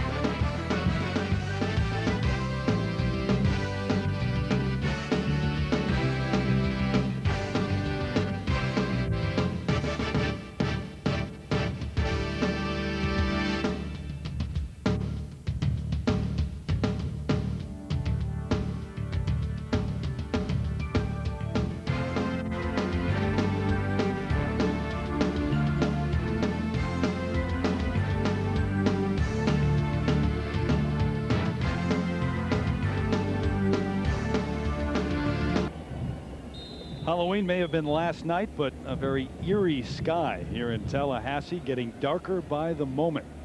Gloom and doom on the way. We got thunderstorms and a tornado watch in effect in the area. But for NC State, look at the drive. 9 plays, and Jamie Barnett back out. Carlos King, the fullback, bouncing with a tough run inside the 40 to the 37-yard line. A first down again for the Pack as they try to get another one on the board before halftime. Seamus Murphy with a key block, and again they run away from Andre Wadsworth. He's the outside guy. This time they just come off tackle. Watch Bush. Bush gets hit off by Murphy, and with that block, see the runner, let's go right by him. King's one of those big, strong guys, 6'2", 240, averages 6 yards every time he carries the ball. Yeah, tough runner, over 6 yards every run. Plus, you know, we saw him run for 67 on a play against Georgia Tech, and he's the 3rd leading receiver. Got great hands out of the backfield. Another option for Jamie Barnett. They operate out of the I on 1st and 10. Play action, roll to the near side. Throws complete. Thomas caught it with one hand. What a catch. Oh, he was on his knees. Not only one hand, but he took it right off the turf. I mean, there are those now booing, thinking that this ball hit the ground, but watch this. Well, again, now they say it did hit the ground, Timmy. Take a look. All right, here it is. There's your receiver up top. There's the... That's a catch. That is a definite catch. He had his hands under it, came up, hit his chest plate, and he got his hands back under it to make the catch. Thomas that time got robbed. Boy, he's been the main target in the flats all day, especially in this game plan. Tall, a little bit thin. Told you he's 248 pounds, but Talk about gaining some confidence, though. He struggled badly the first 3 or 4 passes that Barnett threw to him. One went right through his hands and has had a tough 2 weeks, actually. Here's the pitch out to Rashawn Spikes, trying to cut back. About 2 yards shy of a first down, and he's pounded to the turf.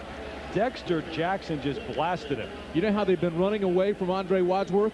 This time they ran right at him and optioned him. They optioned him. Now he's got the quarterback. And Barnett options him. Watch this. Now he's got the quarterback. Here comes Barnett. Boom. All right, take it right to him. Now throw it out on the flats or out to the pitch man, and he takes it around the corner. Nicely done.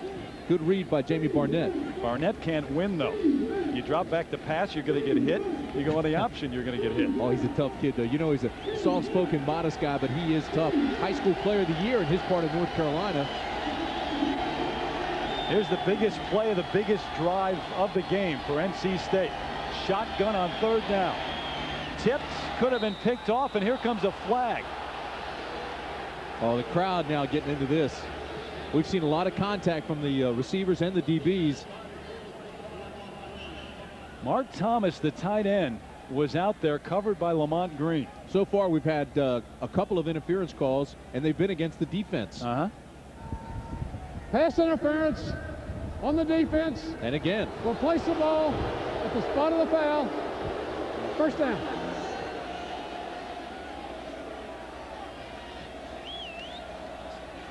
Here's Thomas. Now watch Thomas when he comes out and watch what happens. All right, first of all, he's locked up with the linebacker, Green. And see what Green does? He holds him. Now, that's how he made the interception at the beginning of the game. He threw him to the ground and made the pick. This time they caught him with the hold, and they called it on him. Using that right hand. Green with a breather. That's the 8th penalty against Florida State this afternoon. They came in with 72. Here comes the blitz, and they meet Spikes right as soon as he gets the ball. Darrell Bush. My. Folks, there is a 2-time semifinalist for the Butkus Award. Darrell Bush that time came hard, and that play is perfect. As soon as the ball is handed off, here comes 44 on the blitz. It doesn't get any better than that. You tuck that tail, sky the eyes, drive it right through the chest, and you pancake him. And you know how wide your eyes would get if you're Rashawn Spikes. You can see all that happening. You can see Bush coming on the blitz, and you know that's what's going to meet you head on. Screen pass again, flanker screen, Holt with the catch, and good yardage inside the 15 down to the 14. Got to get to the 11 for a first down. I don't know how Barnett got that off. Florida State came with the blitz. They were hitting him just as he was throwing it, and he threw a strike to Holt. That was a big-time play there by Barnett. No player, I don't think, on that team made more strides in the course of 1996 and into 97 than this guy Barnett. He's got escapability, he's got a strong arm, and he's got a sixth sense we just saw there. Had a strong year and a half, too. Had 7 starts a year ago. Already passed Roman Gabriel on the all-time passing list. Number 8 at NC State. Holt in motion, and this time Barnett drops the football. Florida State has it. That kills him. What a way to end a drive. And it was a great drive that started inside the 5-yard line at the other end. Boy, that is just a play that breaks your back. Mike O'Kane, after they drive all the way from inside their own 2-yard line. And look what Mike O'Kane yells. How can that happen? He says it to Seamus Murphy. That ball is snapped by Murphy, and it looks like it hit his hands. It hit his hands, and that's the 2nd time it's happened this afternoon. You remember on a key 3rd down play, actually at 4th down. He was backing out. He was backing out. It happened, and it happened once again. I don't know. I'm not sure you hang that one on Seamus Murphy. It almost looks like Barnett is getting out too early. So on 1st down, to give to Davey Ford, who slips. Remember, we had a lot of rain yesterday. It rained all day long, over 3 inches on this field, and it drained throughout the night. And it's a good prescription turf, but had a shower before the game, so it's still a little bit wet. 3 inches of rain overnight, although they didn't turn those pumps on under the field.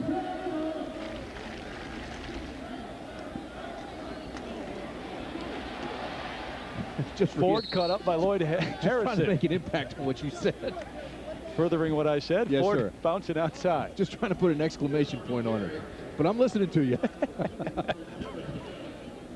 2:12 and counting here in the first half in Tallahassee. We got storms on the way. Happy birthday, Terry Gannon. Thank you, partner. Stan Johnson, our audio man in the booth. Also, Stan, maybe a couple of years older than I am.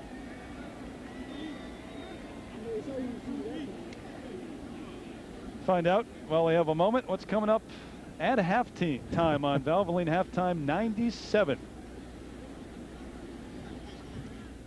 Coming up on Valvoline Halftime 97, the day's scores and highlights. #1 Nebraska's rolling against Oklahoma. Now, Florida State looks good. Michigan and Penn State both win today, setting up a huge matchup next week in State College. It's all coming up on Valvoline Halftime 97.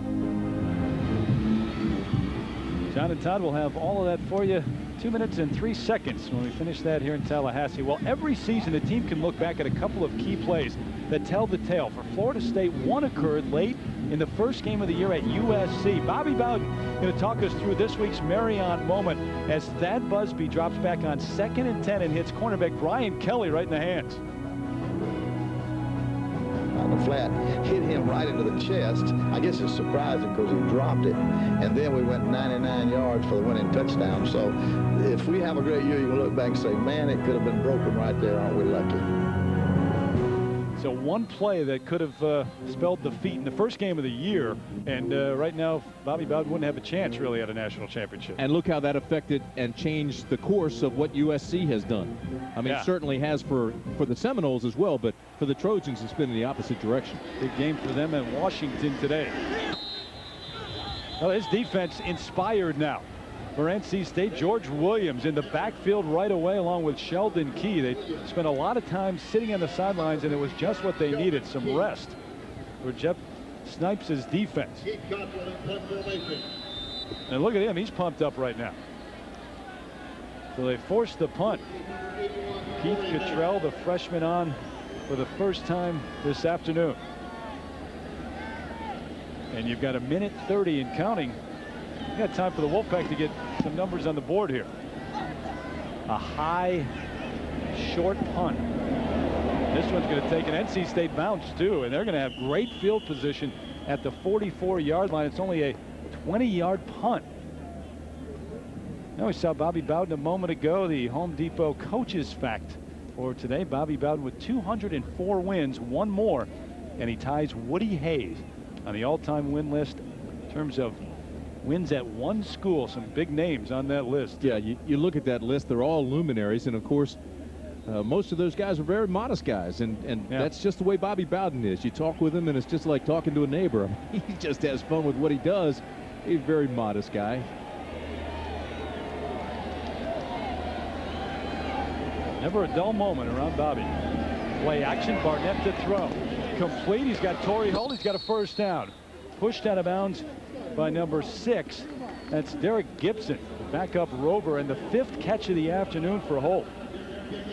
Barnett continuing to get hit, comes up limping this time, but he is putting the ball right there where only his receivers can get it. That ball was perfectly thrown. You might say, well, wait a minute, it was a little bit low, but had it been thrown to the inside, it could have been picked off. I remembered a moment ago after the long drive downfield, Barnett not able to get the snap from Seamus Murphy, and Mike O'Kane upset as they came off the field. They got a chance to make up for that right now. 1:10 left until halftime. Barnett on the roll, throws off one foot, and he's got Holt inside the 5 to the end zone. Touchdown Wolfpack. How do you like that? 27-yard strike from Barnett to Holt. And NC State with life on offense now. Sean McCorkle was there to cover, but he just fell to his feet. Now watch this. Again, Barnett working out of the shotgun, rolls that side and throws on the run. This ball is perfectly thrown. Now here comes your receiver, and as Holt makes the catch, look at McCorkle. McCorkle loses his leverage, loses his feet, falls to his feet, and Holt just runs in. Torrey Holt with 8 touchdown catches on the year now. Dedicated this season to his mother, who passed away of cancer a year ago. Hensler on for the extra point. It's up, and it is good. New life for the Pack. They were down 27-0. They've scored 14 straight against the Seminoles. 12 career touchdowns for Torrey Holt. But watch him. Here he is right here. Okay, now he's going to try to clear this thing. You've got a receiver underneath. You're taking McCorkle 37 deep. Now the ball is thrown to the outside, and McCorkle just loses his feet. Barnett really doing a nice job here. Actually, the ball could have even been further outside, but he used his body to shield it. And look at McCorkle. He's shaking his head. Getting an earful from Mickey Andrews. Well, McCorkle's a young guy. He's a freshman. Well, they had gone 11 straight quarters at home, shutting out their opponents. That streak no longer intact. NC State with 14 second quarter points. McCorkle was almost looking on the bench like he was supposed to get some help over there, like he wasn't supposed to be out there by himself. He's upset, threw his helmet, walked away from Mickey Andrews. But there's the story. Torrey Holt having a terrific game and another touchdown that makes this thing a 27-14 ball game. It was 27-0 after the first quarter. It's 14-0 second quarter, NC State, if you're breaking it down by quarters. Yeah, Mickey Andrews hasn't stopped talking on the sideline either.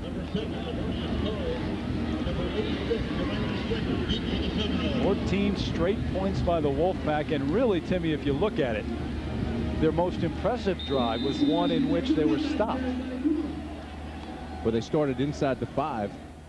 Yeah, they took it all the way down inside the 40, and then Barnett fumbled the snap. Stringer and Lavernius Coles back deep. It's Coles 5 yards deep. Thought about it. Going to bring it out? Not now. Going to go to one knee. They'll come out to the 20. Not a great action tonight on ESPN. It's number 17 West Virginia taking on number 24 Syracuse. Huge implications in the Big East. Could be for a Big East championship, as a matter of fact. Donovan McNabb, of course, leading the way for the Orangemen. That's tonight on ESPN. Getting interesting in college football this time of the year. When you look at the national championship, Florida State, of course, in line to make a run. Penn State, Nebraska, you've got Michigan.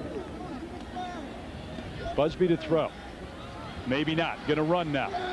Throws on the run. Got E.G. Green. Wide open over the middle. Beats Shamsuddin to the corner. They may not catch him.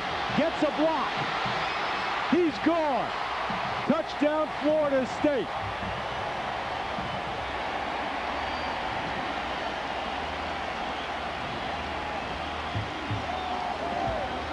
$80 yards to the end zone for E.G. Green.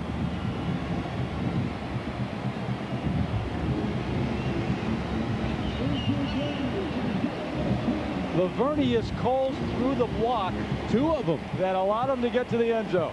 And how about Busby rolling to his right, looking like he's going to run and throwing across his body to make the play work.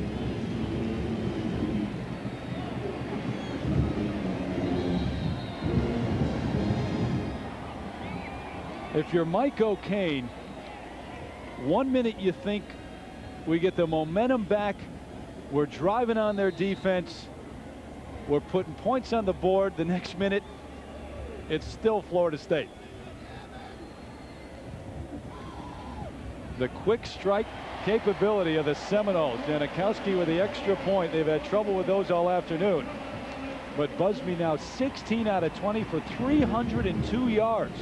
Look how they spread you out. This is the 3 wide receiver set. They spread the defense thin. Here's your guy right here is going to come down across the middle, and Busby's going to draw everybody over this way. All right, now Busby drops. Here comes pressure, and he's saying, wait a minute, I'm taking this up. And so the defense thinks run. All right, now look at his presence to throw it in the seam, and now watch number 7. All right, here comes Coles with the first block. Now he's going to get out. He sees Shamsuddin. He's going to give him a little shove just enough, and Green takes it all the way for the touchdown. Green rolling with the quarterback. Look at it. Now he's going to skate that way. Once he does that, now he's trying to gain some yardage and pick up a blocker, which he does with Coles, number 7. He takes it all the way down the 7-yard down the outside, and number 7, Coles, picks up 2 blocks. And look at Busby. Thad Busby with a big-time play. Hey, these are great numbers for an entire game. 4 touchdowns, 302 yards, 16 out of 20 for Busby. We're still in the first half. 80-yard strike. talked at the top of the telecast about E.G. Green and Peter Warwick, how those two guys lead a great receiving corps, and they are the leaders of the team, and how they use the pass to set up the run. Well, they've had such an easy time with the pass all day. Every time Miner touches it, he seems to get big yardage now, too.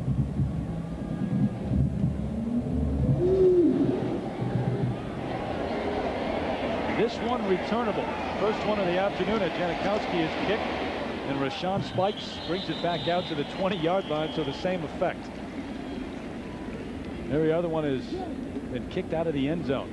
Well, they can take the wind out of you so fast. You score and you think you're in the ball game, and 27-14, and all of a sudden, bingo, they just take it the distance on you.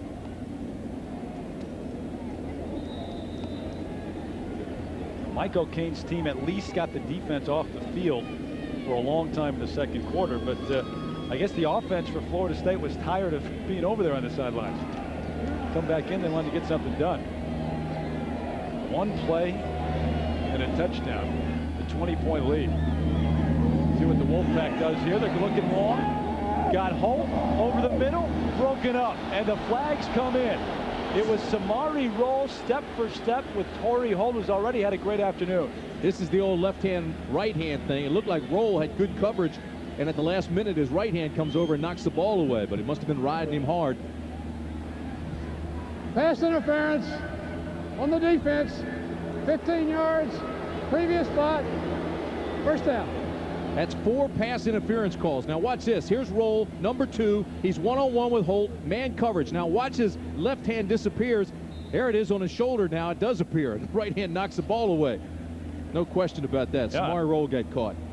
4th pass interference call against Florida State on the afternoon. Remember the offensive pass interference early in the game that backed up the Seminoles. They eventually scored, but it's been hurting them all afternoon. This one, first down to the 45 of Florida State, and this time it's Elvis Whitted. NC State Jamie Barnett continues to impress, and there are 2 Florida State defenders down and hurt all the way back at the 26-yard line. They may have collided as they came after Jamie Barnett.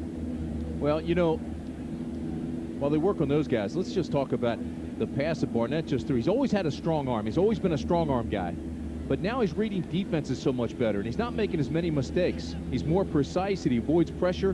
And right now, when his foot hits on that 5th step, he's delivering the ball. He's pulling the trigger, and he's throwing with confidence. And really, you look at the last couple of drives, and most of this second quarter, it's been the NC State offense that has kept Florida State's defense on the field and has worn them down.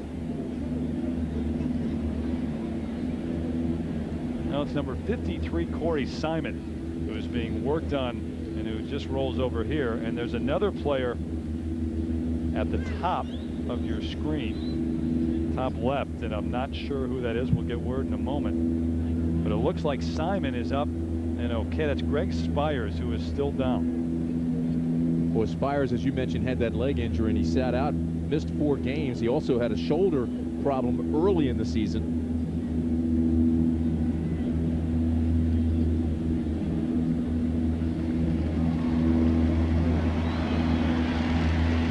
Georgia up on Florida. When they announced that a moment ago here, the big cheers, as you may imagine, in Tallahassee. That's good news too. And some more cheers as Spires is up walking off. So is Simon.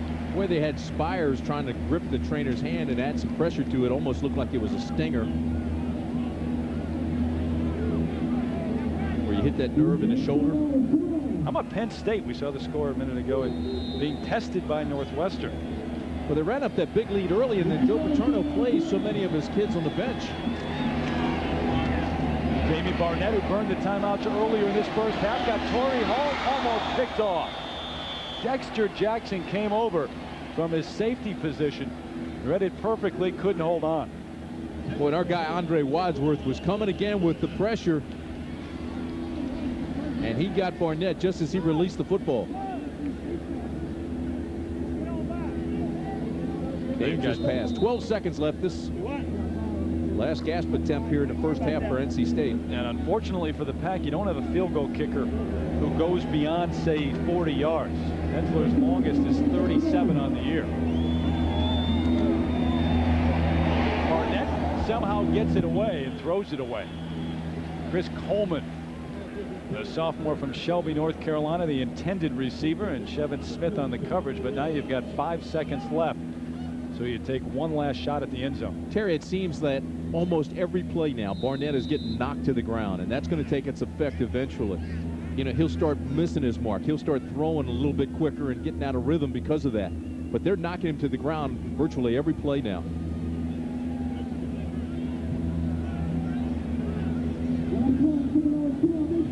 The numbers on Barnett, and they're really even more impressive than that, because he's taken out on a couple of long drives and some key passes. This time looking to the end zone, not going to have the opportunity. The sack back at the 49-yard line, and Tony Bryant, number 40, brought him down. So the pressure from the Seminoles to end the first half. And on homecoming, a huge hand from their crowd as they walk to the locker room. But the Wolfpack still in this one. 34-14. Florida State trying to stay unbeaten. Valvoline halftime 97 coming up next from New York. See you in a little bit.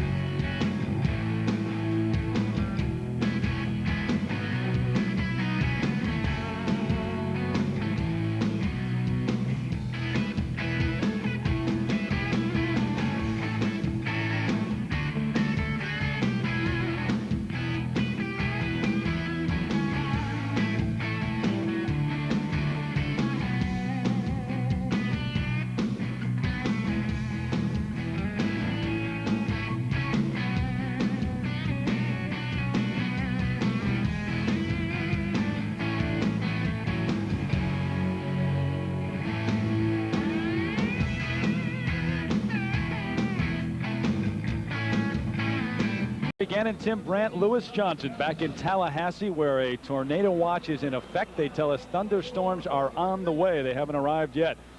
But Florida State doing most of the damage offensively in the first half. The 34-14 lead over NC State as we are set to open up the second half. And NC State doing a good job getting back into this one, but Bobby Bowden's offense late in the first half with the 80-yard strike from Busby to E.G. Green to the end zone, and that's where we stand right now. 7-0 on the year, in line to compete for another national championship is Bobby Bowden. They've done it with defense, maybe the best ever here at Florida State, and an offense that has put up great numbers, on pace to become the all-time best offense in Florida State history. And it's Florida State who will receive the second half kick from Chris Hensler. Jermaine Stringer, Lavernius Coles back deep at their old goal line. The second half is underway. It's Coles right at the goal line. Bringing it back to the near side. Fighting his way up to the 24-yard line. Well, we talked about big plays at the beginning of the game and how NC State had to limit the big plays of Florida State and stay away from turnovers. It happened right away. The pick by Lamont Green, his first of the year. He brings it back to set up the first Florida State score of the afternoon. J.B. Barnett then coming back with a strike of his own to Torrey Holt, a 27-yard touchdown. They scored 14 straight points in the second quarter to make it 27-14. But just under a minute left in the first half. E.G. Green going 80 yards to make it 34-14. And the Seminoles open up in the shotgun. Busby to Lavernius Coles on first down out to the 29-yard line. NC State had battled back in the game, as you mentioned, 27-14, and then, of course, Busby hit that big pass to E.G. Green. I'm not sure that Busby was not across the line of scrimmage. I think he might have been across the line of scrimmage right. Here's his foot, and the ball right here is over the line of scrimmage when he throws that pass to E.G. Green. I'm not sure it should have been allowed. The 20-yard line, the line of scrimmage, and you're right, it's where the ball is, and it may have been past line. This one almost picked off. Tony Scott had a beat on it, and he just couldn't hold on, and he had 6 if he holds on to that ball. The Dean Witter first half statistics and the impressive marks: 302 yards for Thad Busby in the air. But just as impressive for NC State with 238 total yards, especially knowing the fact that Florida State only gives up 198 a game. And NC State got that in the first half. The #1 defense in the nation, but giving up numbers today. Ball's on the turf. Busby gets it back before Bobby Cotton can get there. Busby on the keeper. Defensive coordinator Jeff Snipes got to be happy with what his defense did in the second quarter. And, of course, the offense for NC State stayed on the field through most of that quarter and gave them a rest because they're banged up. They have a number of guys out with injuries, and they were really getting worn down after 27 points given up in the first quarter. Keith Cottrell, the freshman, on for a punt. Almost blocked. The Wolfpack almost got to him. Torrey Holt backs up, looking to bring this one back. It's out to about the 44-yard line. There are flags in late. Just about to say that NC State was going to get great field position, and all of a sudden the flag comes flying in. We suspect it's against NC State. On the return, the stop was made by number 29, Tommy Polley. 10 yards clear. Blocking it back on the return team. 10 yards. First down. So a 40-yard punt, 6-yard return, but they back him up 10 yards. Now, on the previous possession for Florida State, look at the chance for Tony Scott to make the pick, and he had a clear lane to the end zone if he comes up with that. A chance for a big play that didn't happen. And now Busby, as he tries to scramble, leaves the ball behind, and Bobby Cotton almost got there. Tremaine Stevens on first down. Tough going straight into the line, Timmy. Again, Florida State putting 8 and 9 guys in the box to stop the run, challenging NC State to throw. NC State had success throwing the ball in the first half. That's how you're going to beat Florida State when they do that. With their linebackers and their safeties and Knowles load up for the run, they fill that box from tackle to tackle. They outnumber you, and it's hard to beat because they've got the fast cornerbacks, make that defense possible. Good look at Darrell Bush. Barnett with a straight drop over the middle, and Mark Thomas the intended receiver, but there were 3 Florida State defenders that surrounded him. Troy Saunders on the initial coverage.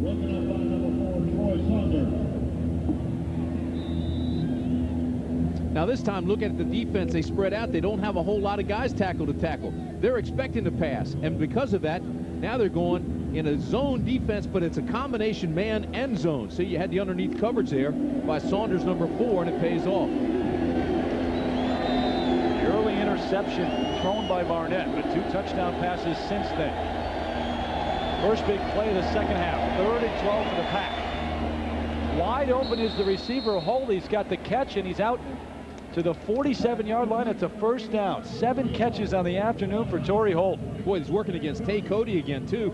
Tay Cody's thinking that he's being pushed. He's screaming at the official, but Holt having a huge afternoon, getting a lot of separation on his routes. That's a redshirt freshman in Tay Cody trying to stay right with Torrey Holt, a junior out of Gibsonville, North Carolina. Cody says he's ready and going to go against anybody because he plays against Warwick and Green all week. Stevens alone setback. The pitch out to Tremaine. cut back across midfield. Look at the spin.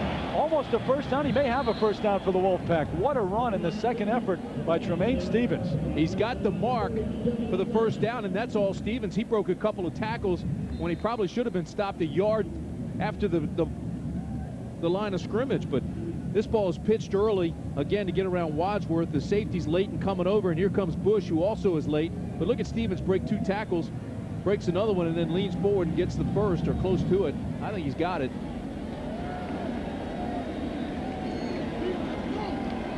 Got it by half the length of the football. The old Barry Sanders spin from Tremaine Stevens.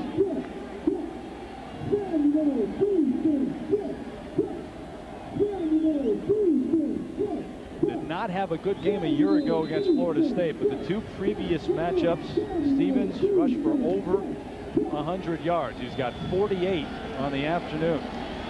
And it's 1st and 10 for the Pack. They're moving the football on their first drive of the second half. Carlos King, the fullback, ahead of Stevens. Quick throw, and Barnett was just punished as he tried to throw that one. Lewis Johnson down on the sideline. Secondary, though. Yeah, guys, let me give you some hard numbers with respect to NC State's inability to control Florida State's big play offense in the first half. Now, Florida State had 35 plays from offense the first half. 6 of those went for 20 yards or more.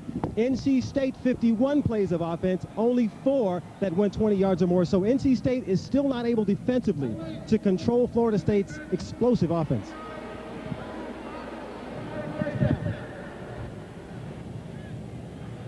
And Bobby Bowden, who we mentioned, coaches the most penalized team in the ACC. Another one against them. It's defensive holding. That is huge. I'm sitting here watching the play develop. I'm watching the holding. It moves the chains, gives them another first down at the 33-yard line. Huge play for NC State, and a bad play by Florida State. 10 penalties for 100 yards against the Seminoles. Stevens trying to turn the corner. Run out of bounds at the 30.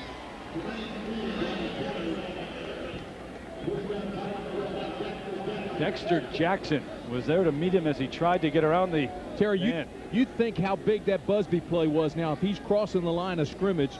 Now NC State's coming back. They've got a good drive here.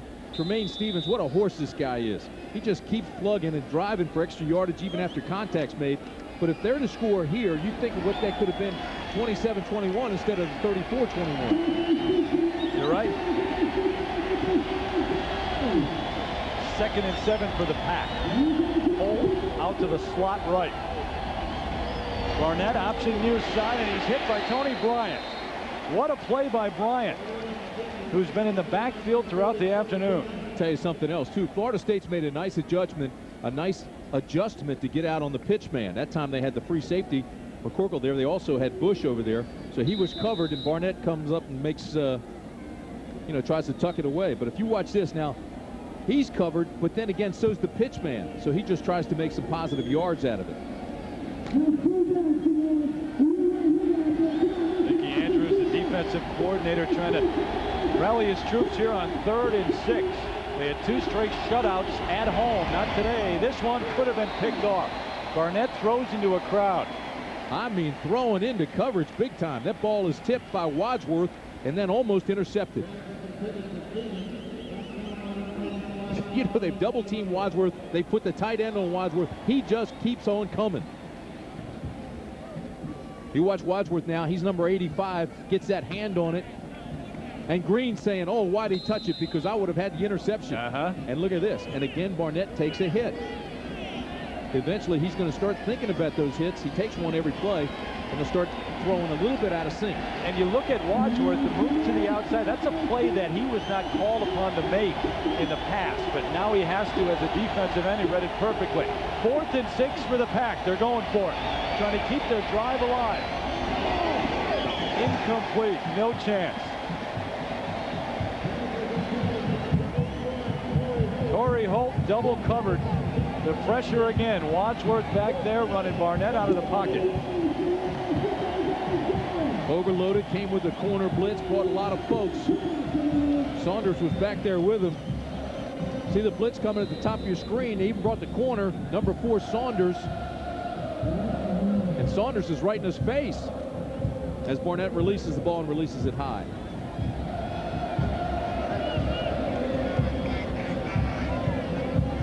chop, and the chant begins. Under center was Busby that time, and Travis Minor trying the right side. Minor started the afternoon in the starting lineup. Wadsworth getting a breather on the sidelines. We talked about Minor and how he was the high school player of the year. We've talked about his talents as a running back. He's also a good receiver. Came into the game with 11 receptions and a touchdown. They tried now to just get him out on his little swing passes, which gives him a lot of room where he can find a crease and use that speed.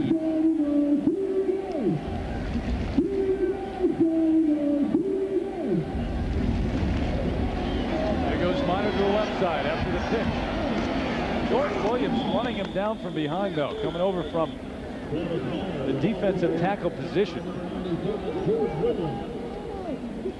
Terrific job on the outside, too, of taking on the blockers and stringing it out so Williams can track it down from the backside. So it brings up 3rd and 3 for Florida State, and this defense for NC State has become much stingier since that first quarter. 3 receivers set. Busby out of the shotgun along with Minor back in the backfield. Busby had time, flushed out. Bobby Cotton's got him. Throws over the middle, it's complete. Peter Wark with the catch. There are 2 flags down, though. One in the backfield as Busby was scrambling and one at midfield. The one in the backfield, I believe, is going to be holding as he was scrambling against Florida State.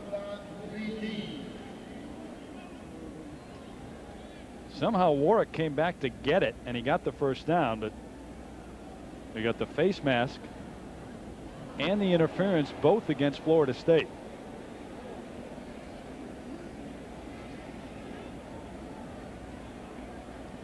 So prior to this play, Bobby Bowden's team 10 penalties. Face mask on the offense. That penalty is declined.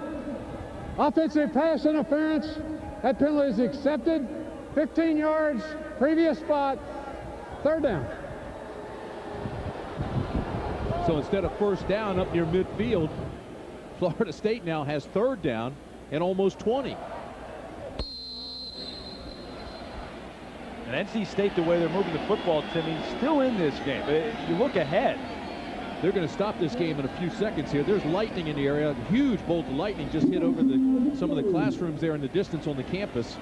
You could hear the electricity almost in the microphones when the referee blew the whistle to start play here. 3rd and 19, Busby going deep. He's got Coles at midfield. Comes back inside with a cutback. Still on his feet to the 32. You can slow down this offense, but eventually, even with all the penalties, it's going to burn you somehow, some way. A 49-yard strike to Lavernius Coles.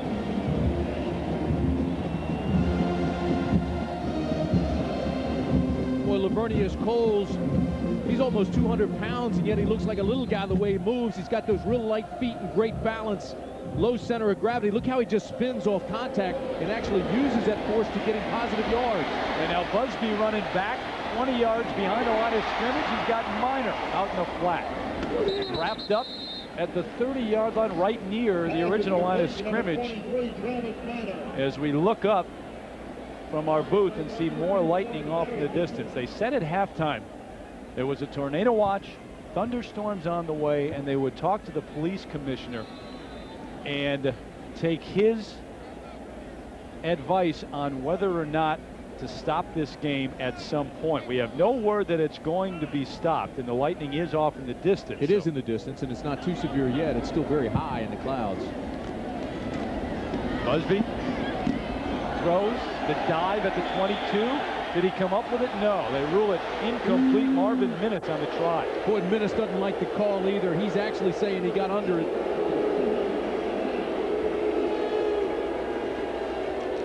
Keep in mind in the first half, though, Thomas had one taken away from him for NC State, where he definitely made the catch. The replay showed his hands were under it.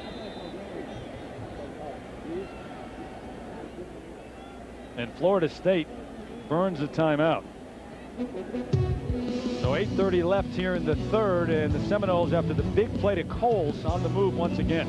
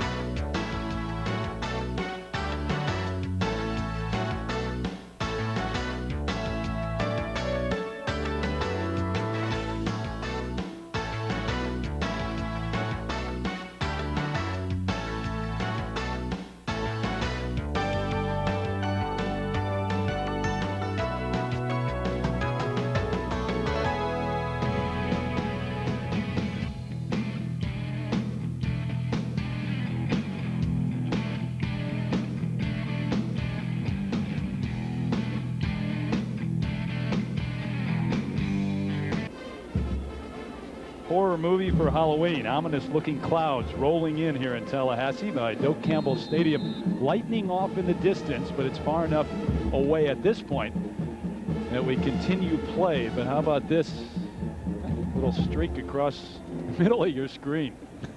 It's in the distance, but it's not that far. Guys up there watching it too. They're watching the light show. 3rd and 9 here. 8:30 left in the 3rd. Busby out of the shotgun. They're coming on the blitz after him. He's going down. He lost his footing and he went down at the 47. And this is a fired up defense for NC State here in the second half. Came with their Clayton White, their guy that they play at safety and at linebacker, and he came hard, and he got some support from the corners. Red was there as well. Taking some chances, and you know, that's good to see, because NC State's got some speed.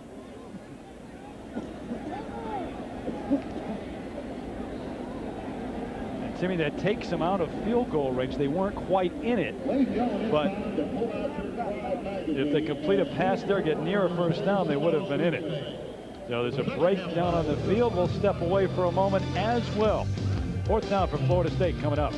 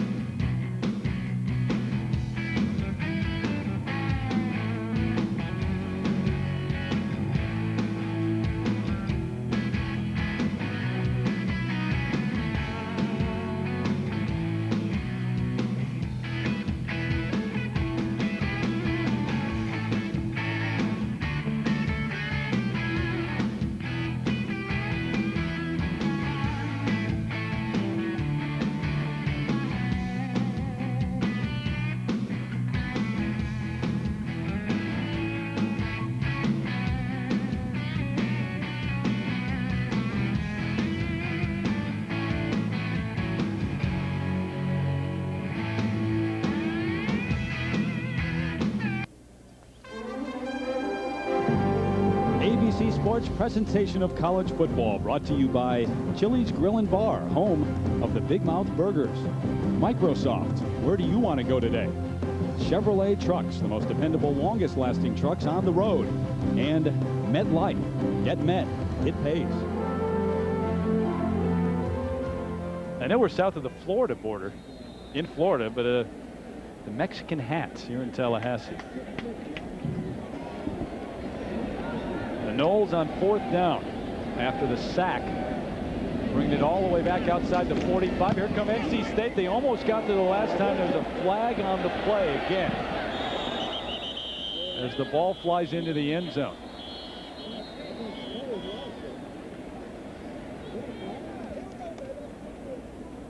Florida State again. Florida State, most penalized team in the ACC, now has 12 penalties for the afternoon. 1st down on the 20. Holding on the offense. Penalty is declined. 1st down on the 20. Lewis Johnson, how about an injury update? Yeah, let's give you a quick one from the Florida State sideline. You may remember just before the second half ended, defensive tackle Corey Simon and defensive end Greg Spires collided. Corey Simon's status has been changed. He was originally scheduled to come back in, but he had a similar burner in practice about a month ago. So now they want to keep him out for precautionary reasons, but we should see Spires back in there. Still no feeling in his hand. All right, Lewis, there is Greg Spires in there on the first play on this drive for NC State. Stevens looking for room, still up to spin and back. He got an extra yard after the initial contact.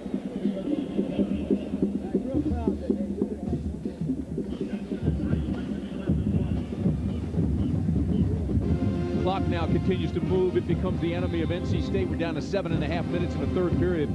They're down 34-14, so they have to even now in the third quarter start operating with more of a sense of urgency. They've got to get in and out of the huddle quickly, and Barnett has to stay in that rhythm. He's got to start throwing passes downfield.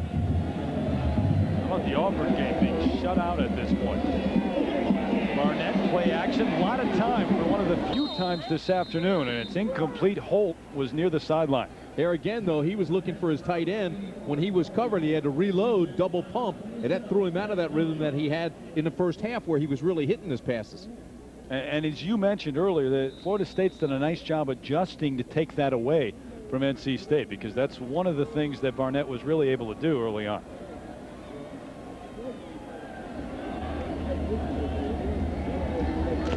DC with the win over Pittsburgh. It's a big win for them. So it's 3rd and 6 out of the gun. The give inside, not going anywhere. Tony Bryant, number 40, met Stevens, and he's had a big afternoon.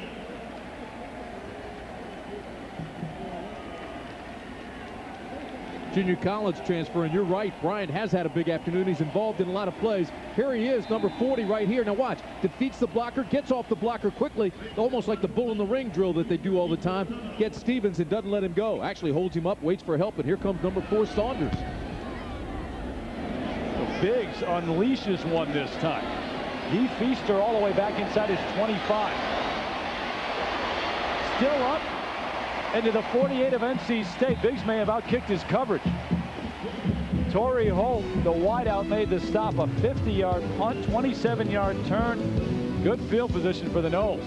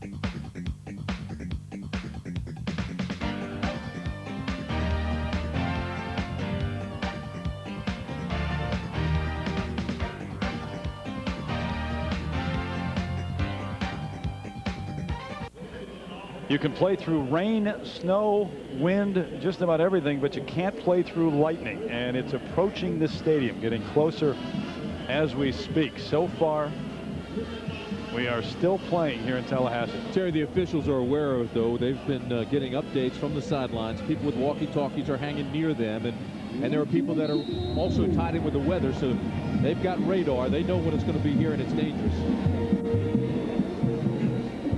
Seminoles take over. Good field position. Flags on the play again, though, as Coles is down inside the 10 with a catch down to the 2-yard line. But remember, there are flags at the line of scrimmage.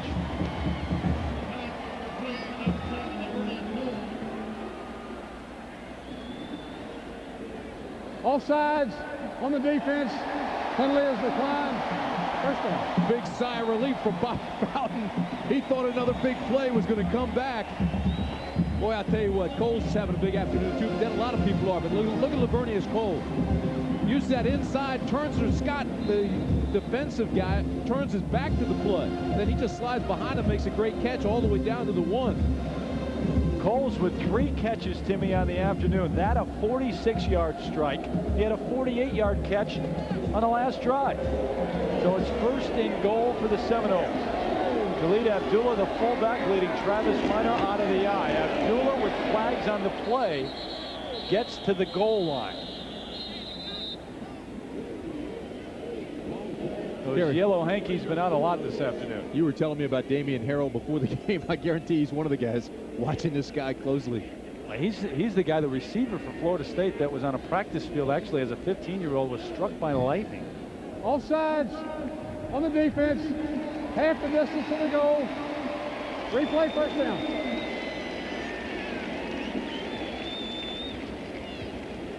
Just lined up in the neutral zone. Here's your neutral zone right here. You got here and here. So they move it down half the distance. Now you're lined up inside the 1.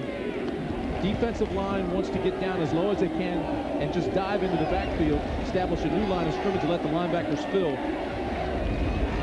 First and goal from inside the 1. Abdullah fights his way. Doesn't get there.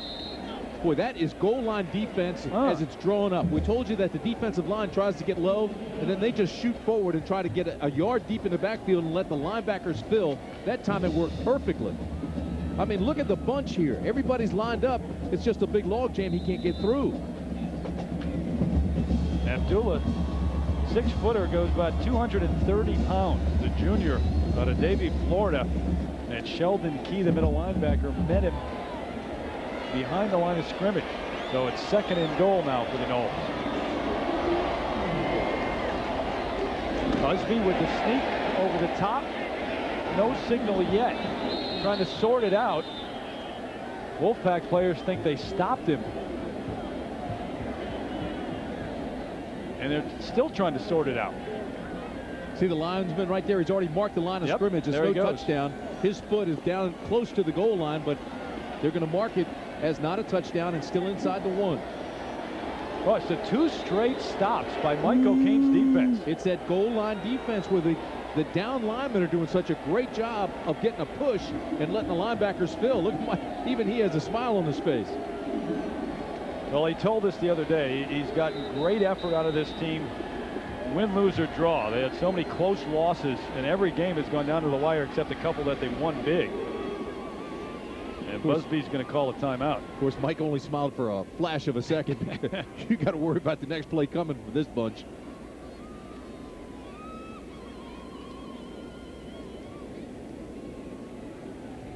Boy, Mike O'Kane has fought the battles. Bobby Bowden just is loaded. And to fight another battle coming up on 3rd and goal from the 1 in just a moment. Well, next week ABC's Road Show travels to Charlottesville, Virginia. The Yellow Jackets of Georgia Tech trying to get back to their winning ways. Great linebacking core for Tech. And the Cavaliers. That's next week here on ABC Sports, 3:30 Eastern Time. Good matchup in the ACC and teams with bowl possibilities. And you look at the rest of the lineup. Well, what a great one it is. Judgment Saturday. Michigan, Penn State, Nebraska, and Missouri.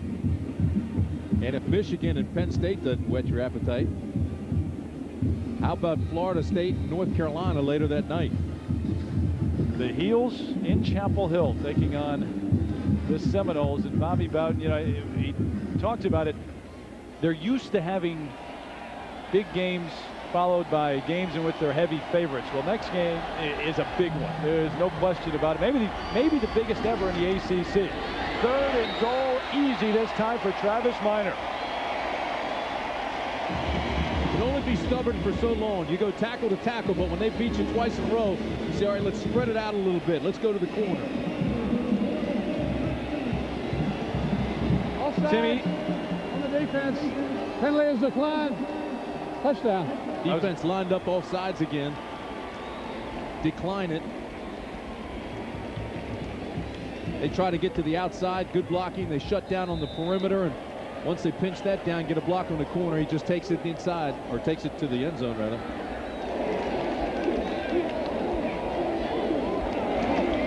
Janikowski on for the extra point. He missed one earlier, but it's this one right through the uprights. So it is 41-14. Florida State with the lead with 4:25 left here in the 3rd quarter. And let's step away to check in once again with John Saunders in New York.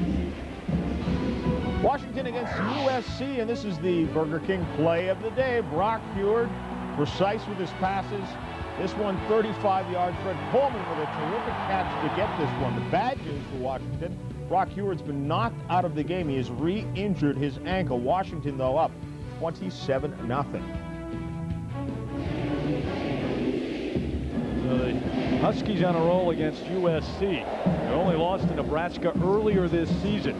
Nebraska, with what they have done, becoming even more impressive as the #1 team. Penn State struggling today in the win over Northwestern. John Robinson has said that if the team doesn't improve, he will step down at the end of this season. Right now, not much improvement.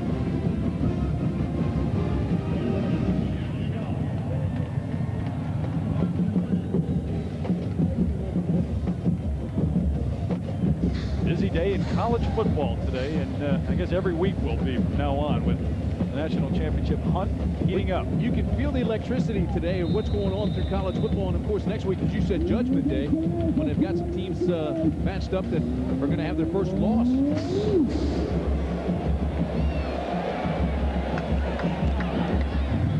Ellis Squid his first chance to return one. He returned one for a touchdown last year against Florida State. Out to the 37 this time. Well, a busy day. And John Saunders, what's going on with Alabama? Terry, you can bet that's what the fans are asking in Tuscaloosa because they face Louisiana Tech today. Tim Rattay hooking up with Troy Edwards, who does most of the work, 49 yards. It was 26-13 at that point. Louisiana Tech beats Alabama at home 26-20. Terry. Wow. Oh. Alabama getting beat at home. I wonder what the Bears thinking. First and 10 for the Wolfpack. Big hit by a Florida State defender. Stevens takes it over the right side. Tough going on first down. It was Sam Cowart, the Butkus semifinalist, who made the initial contact. And it's a guy who set out last year with a knee injury that he suffered in the Orange Bowl a couple of years ago. Remember, at the conclusion of today's game, we will select the Chevrolet Most Valuable Player of the Game from each team. To date, Chevrolet has awarded over $6.5 million in the scholarship funds of America's colleges and universities.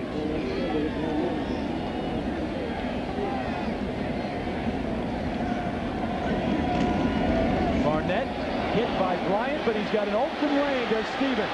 Inside the 40, the cut to the outside, knocked out at the 28-yard line. There was no one there to greet him, Timmy.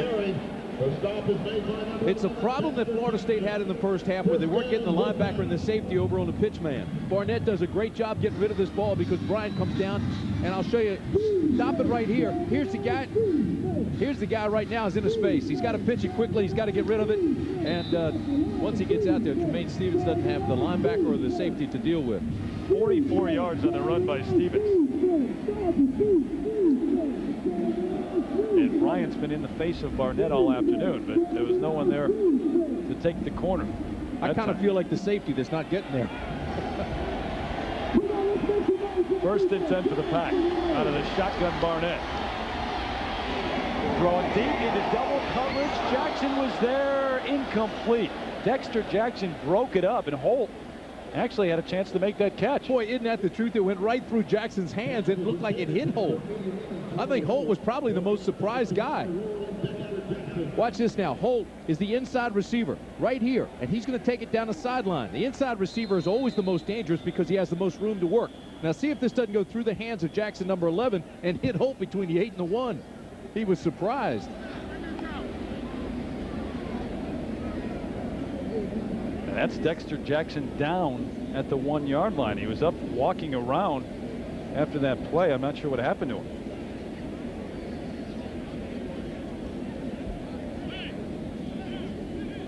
Boy, that was an interesting play. That's one of those almosts. Look at Jackson, number 11, gets up, and that ball just hits Holt right on the shoulder plate. If it doesn't hit him on the chest plate of his shoulder pads, he makes that catch. But I really, truly believe he was surprised he got through. Look at that. He's looking up. Hit it right between the 8 and the 1. It really, truly did. And I think he was just shocked. And he's a great athlete. Just didn't expect the ball to come through. He was blocked out by Jackson. And Dexter Jackson's got 15 tackles on the afternoon. Look at what Nebraska 62 points. Yeah, and I suspect that score with the 62 points and then this one with Penn State just winning by 3 will make a difference in the polls. That gap will widen. And certainly shifted, speaking of Minnesota, as you saw that score, after Penn State barely beat Minnesota a few weeks ago. How about Georgia and Florida? Think there are a few Gator haters in this stadium? Well, Florida with that one loss, obviously still thinking down the road that if they beat Florida State, they put themselves back in the picture and can still win a national championship. But they got their hands full today with Georgia, and that could really erase all possibilities. Dexter Jackson limping off.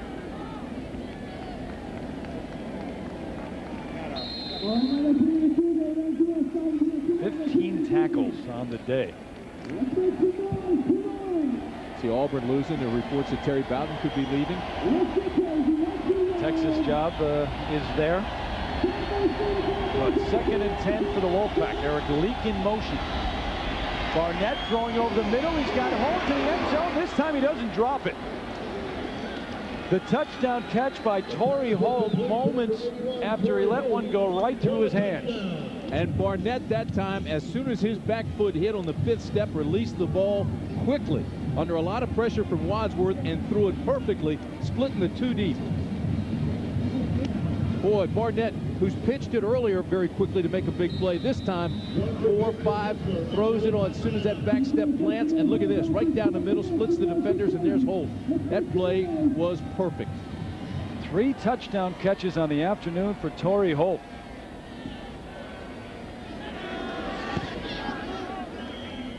Hensler with the extra point, and it is good. We mentioned all the stuff going on next week. Judgment Saturday.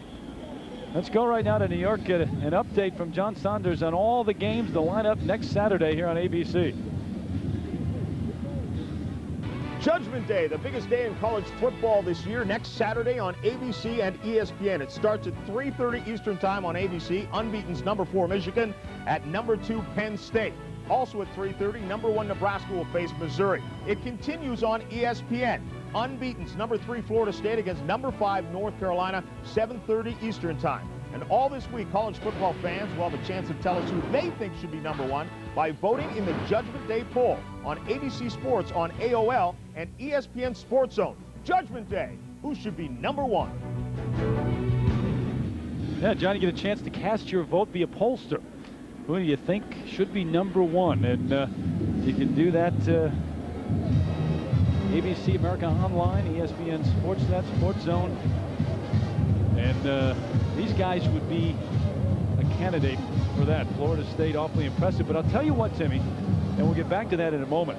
This is something Florida State has done throughout the year. They're the number 1 defense in the country, but when they get up, they've given up a lot of points. Yeah, they have. They really have. But it's something, I think, again, where Bobby Bowden's playing a lot of guys.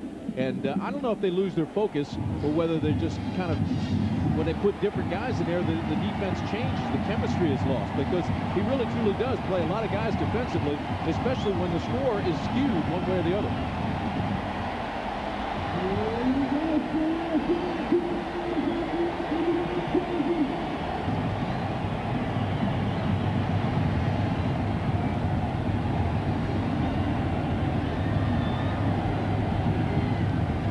41-21. Florida State on top of NC State. Little pooch kick this time from Hensler, taken at the 20-yard line and brought back. That's Pryor who loses the football, and the Wolfpack may have it. They had it initially. We'll see if they hung on to it. It's at the 37-yard line. And a white jersey was on top of it, and that's the way it stayed. Here's a case, Terry, you talk about putting up a lot of points after they have big leads, and we hang it on the defense. Here's the special team giving it up. It was a short kick. They want to keep it away from the special team guys. They want to keep it away from the big guys, so Pryor comes up, and Pryor's hit and loses the ball. He's not a guy that returns many of these things. He's normally used as a blocker. So now here's the turnover, and nothing can get you back in a ball game quicker than forcing some turnovers and get them back.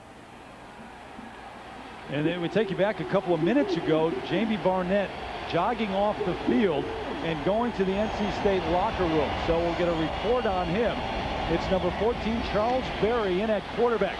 And he's got Holt near the end zone. A lot of contact, but no flag. Now here comes the flag. All right, was the ball catchable? That's the next question. Interference call is going to come out late. It came from the umpire. The side judge never did throw a flag, and he was the one out in front of the play.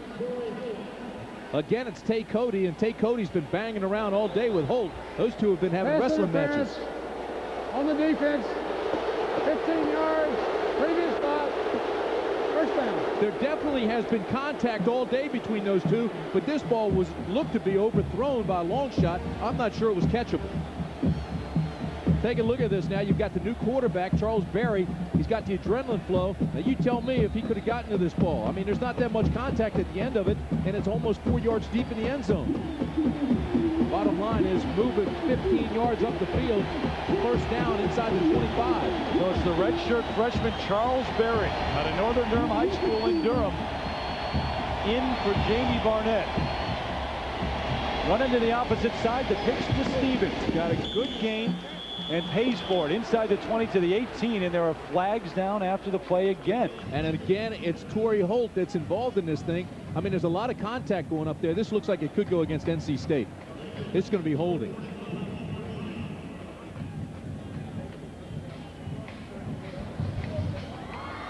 Holding on the offense, 10 yards into the run. Repeat, first down.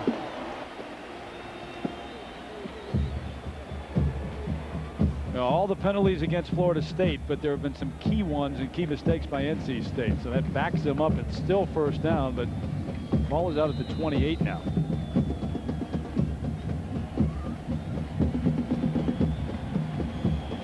.220 and counting in the third.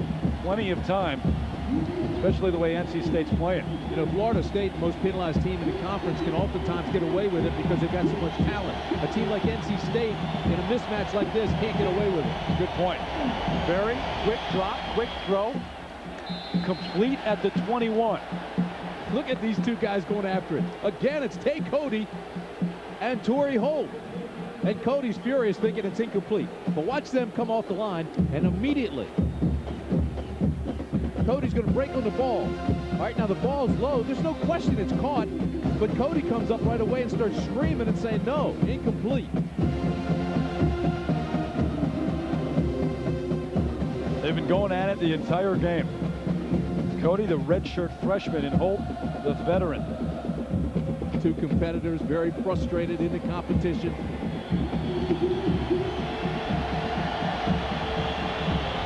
Play clock's down to 1. NC State has to take a timeout or a delay of game penalty. And that's because of the change of quarterback, I'm sure. Getting the play in, getting the play out, and making the call.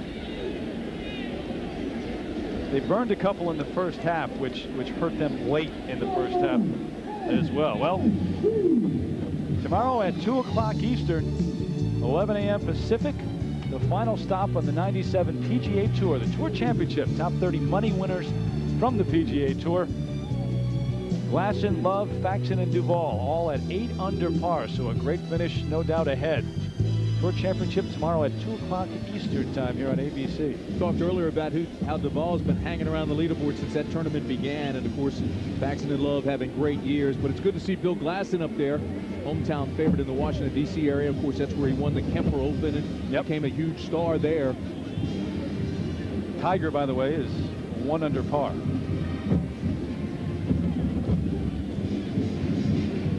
Well, when it was 27-0 at the end of the first quarter, you see Mike O'Kane smiling and joking on the sideline.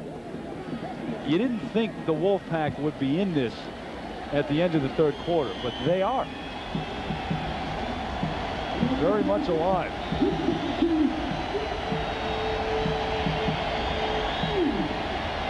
Barnett just came out of the tunnel and is running down the sidelines. He wants to get back in this ball game. So far, Charles Berry has moved him down the field on this drive, though. Second down, the quick out to the tight end, incomplete. It's ruled incomplete. Mark Thomas never had it. Good contact by Cowart to knock it loose. Guess who's coming back in? Lewis Johnson, you got something? Yeah, I do, guys. He went into the Florida State training room, the locker room, to get some x-rays. They're taking a look at his right hand. the right metacarpal. They're afraid it may be broken, and that's why they had him inside the locker room. He has come back out on the field, and we'll wait for a further update in just a moment. Young sophomore, freeze it. Let him come back in. I'm sure they sprayed the freeze on the right hand. He wants to be able to feel it, though. He wants to feel the strings. And you can't tape that up. That's the throwing hand. Barnett, quick drop over the middle, double coverage, incomplete. His favorite receiver, Torrey Holt. That's hard to believe. He has a broken bone in the right hand when he throws a ball with that velocity. He's got a great arm, but to squeeze that ball, you're right, Timmy, that'd be hard to do. Again, though, watch this. There's the 5th step, and he plants it and throws immediately. And it doesn't even look like he's favoring the hand. Matter of fact, went right back, licked the fingers. Let's go after him again. Adrenaline does wonderful things. Especially when you're young. Got to do a lot here, though, Timmy. 4th down for the Wolfpack. 4th and 8. Barnett with time. Hold to the end zone, but Samari Rolle is there for the interception in the end zone.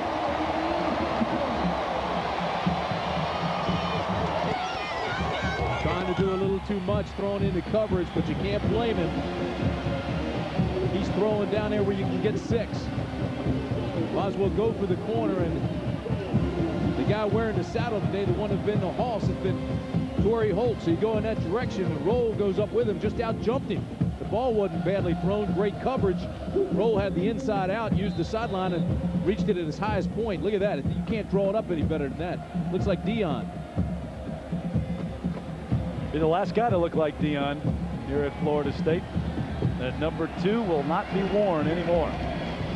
4th interception for Rolle on the year. He leads the Seminoles. Busby going for it all on 1st down. Warwick can't hold on. He was out of bounds anyway. This is like, we'll go for it deep one end, and let's turn it around and go deep the other way. Like playground football, Yeah, isn't it, as a kid? You don't go for anything cheap on the playground. And you're seeing some great athletes. I mean, first Torrey Holt, and he's having a great year. And now you come back the other side. Now you're going to a whole bevy of guys, but this time it's Peter Warwick, who's got 4.37 speed and a 38-inch vertical jump, and you say, I'm going to put it up and see what he can do. Jeff Snipes, defensive coordinator, trying to figure out what he can do. Well, his defense has played a lot better, though, since that first quarter. Busby under center. They operate out of the eye this time. Straight drop out to Peter Warwick. Sidesteps one, driven out of bounds at the 32. Well, Monday, 2 very different interviews on a special Monday Primetime Live. Speaking of Deion Sanders, but it's Michael Jordan and Mike Tyson, both no holds barred. Then Cordell Stewart and the first place Pittsburgh Steelers battle the Kansas City Chiefs on ABC's Monday Night Football.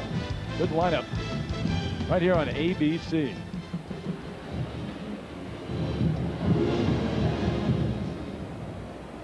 Guess what? The lightning, I think, has subsided and moved off. So we dodged one. 1st and 10. Busby kind of sidearms this one out to Minor. Juwan Everett was right with him. I'm not sure how he got that ball there.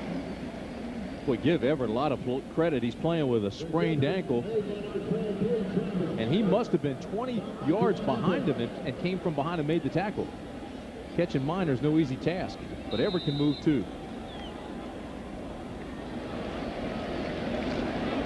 Minor started the game. Not sure who we'll see against North Carolina next week, although I'd be hard-pressed to say it'd be anybody but him. But Davey Ford has started a couple of games, and Enes Gooch will start the Wake Forest game for Bobby Bowden. Busby on the run. Throws, and there's no one anywhere near where he threw the football. Kyle Blaylock chased Busby out of the pocket, made him throw it away. So 3rd quarter has come to an end. 41-21. We're back after this message and a word from our ABC station.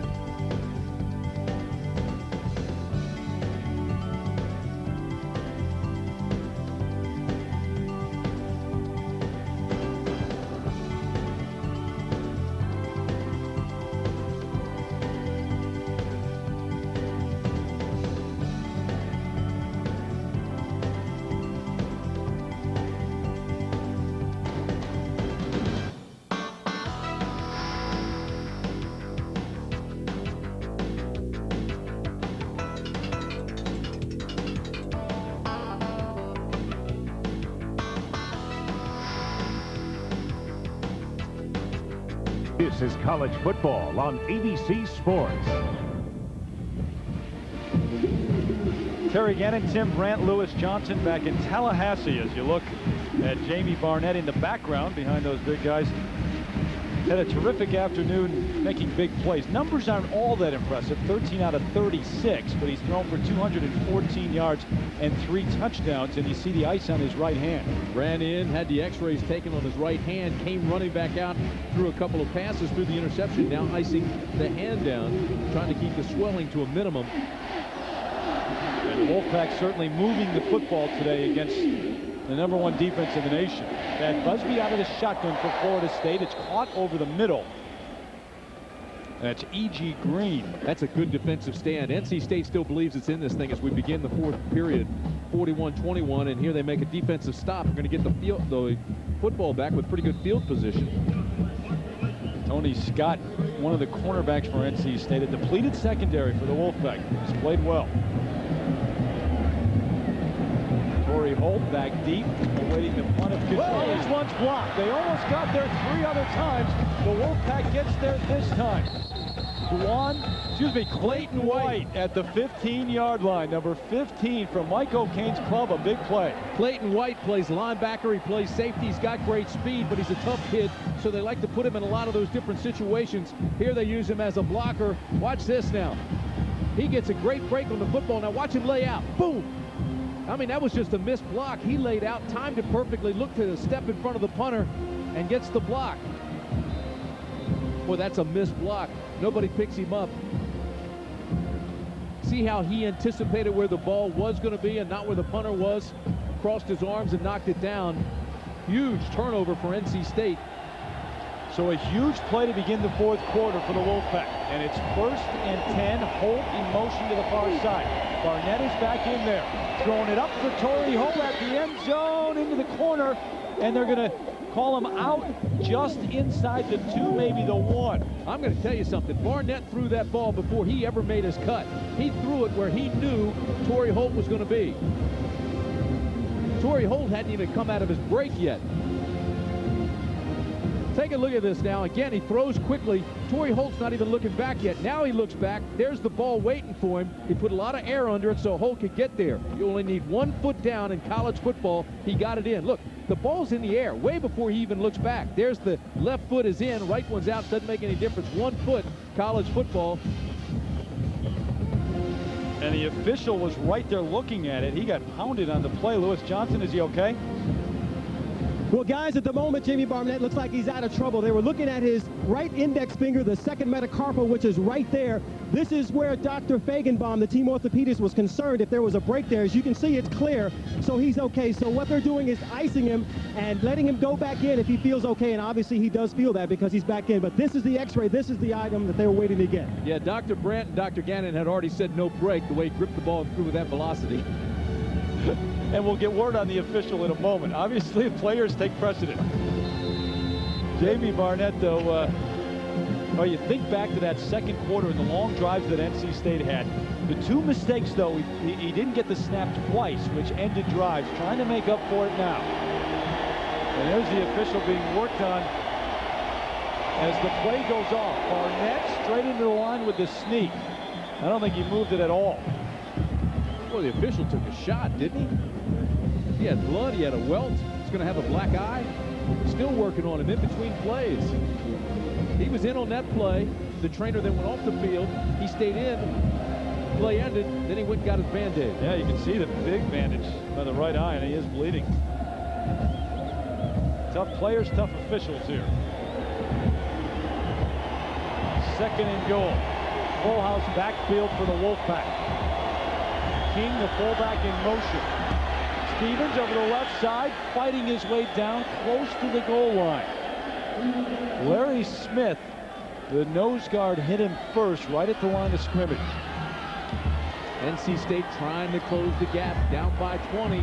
Inside the 1 here now on 3rd down. I'd still go back to Stevens, and I'd get right up behind Heaven and Thomas, just grab onto their butts and follow them into the end zone. And you saw Mickey Andrews a moment ago, and remember he told us this is how this defense can get better. Goal line stands. They've had opportunities, and they haven't been able to stop teams from getting in the end zone. 3rd and goal for State. Straight drop, swing pass. Stevens behind him, and he's going to lose a couple yards. Tay Cody. All right, load up and go for it again on 4th. That play took way too long to develop. That's not the kind of play you want. I'm not sure Mike O'Kane even wanted that play. He looked flabbergasted on the sideline. Look at this. Little swing pass gave the linebacker time to get out there, and then they didn't even deliver the ball quickly. They just hung it up and made him wait.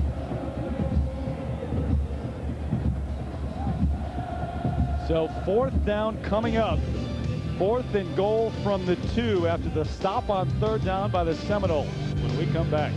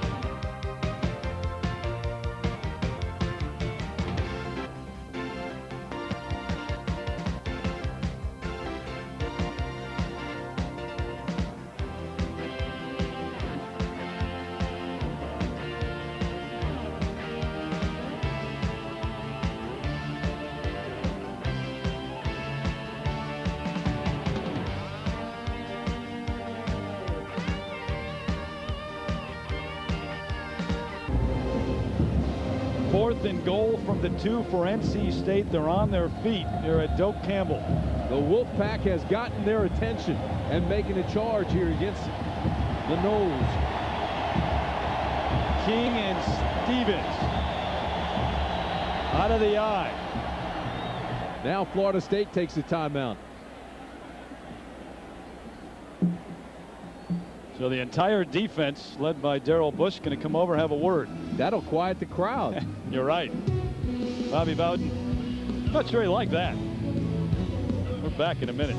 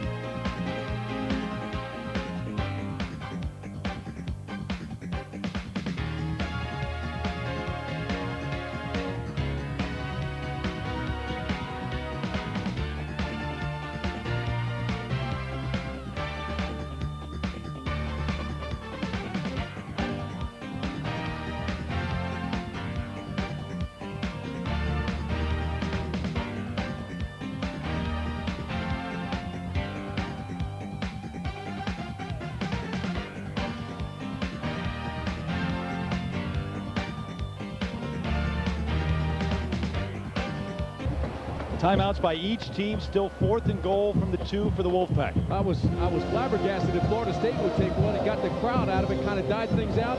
Then they just announced that Florida's losing, is going to lose to Georgia. The crowd went crazy again. Now they're back on their feet. Timing is everything in life. Nice time to pick to announce that score. Mike O'Kane's thinking, geez, I got to beat the players on the field. Now the PA announcers kill them. Looked like a formation they weren't comfortable with. Mickey Andrews wanted to know why they took the timeout. Bush called it immediately. Mickey Andrews, Chuck Amato, the assistant coach who played at NC State, helping lead this Seminole defense. 4th and goal from the 2. Barnett to the air. Got it. Touchdown Wolfpack. Torrey Holt, his 4th touchdown catch of the game. And again, Barnett threw the ball early before Holt was even out there. He's working on Cody again, and that ball was perfectly thrown. Holt, such an athlete, adjusted on it and made the catch. Boy, they're giving Cody a workout this afternoon, but what a game for Torrey Holt. That's an NC State record. 4 touchdown catches in a game. Eddie Goins, Naz Worthen both had 3, and they're going for 2. Flags on the play, incomplete over the middle. So we'll wait to find out what the flags are all about. Give a lot of credit to Barnett, too. He's putting that ball right out there where Holt can get it. Illegal participation on the defense.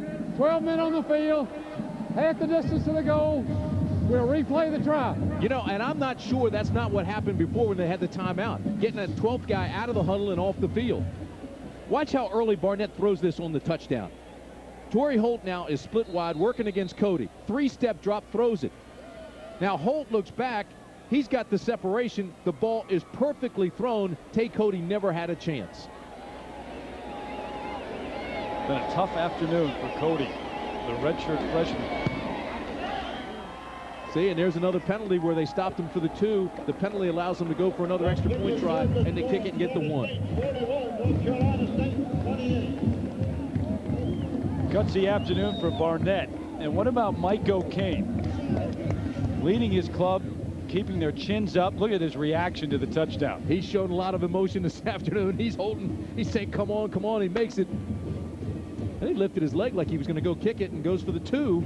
They get the penalty. They come back and kick the extra point and get the 1. Now, Mike O'Kane has taken so much heat in Raleigh, and you know, most people believe that he doesn't have a winning season. He's not going to be back as the head coach next year. And you talk to him throughout the year, and you got to give him a lot of credit. He's one of the better guys in this profession, and also he's been able to put that all aside and get his team up to play every week, and they really have been. They've been in every game. And therein lies the key. He is not coaching like his job's on the line. Yeah. He's still coaching, having fun with the kids, continues to teach them, continues to try to motivate them. And here they were really, it was 27-0 at one point, and all of a sudden now it's 41-28, and they're fighting and scratching and clawing to get back in this thing. You see what happened. They beat that in the first half, and now here today they're up to 351 yards.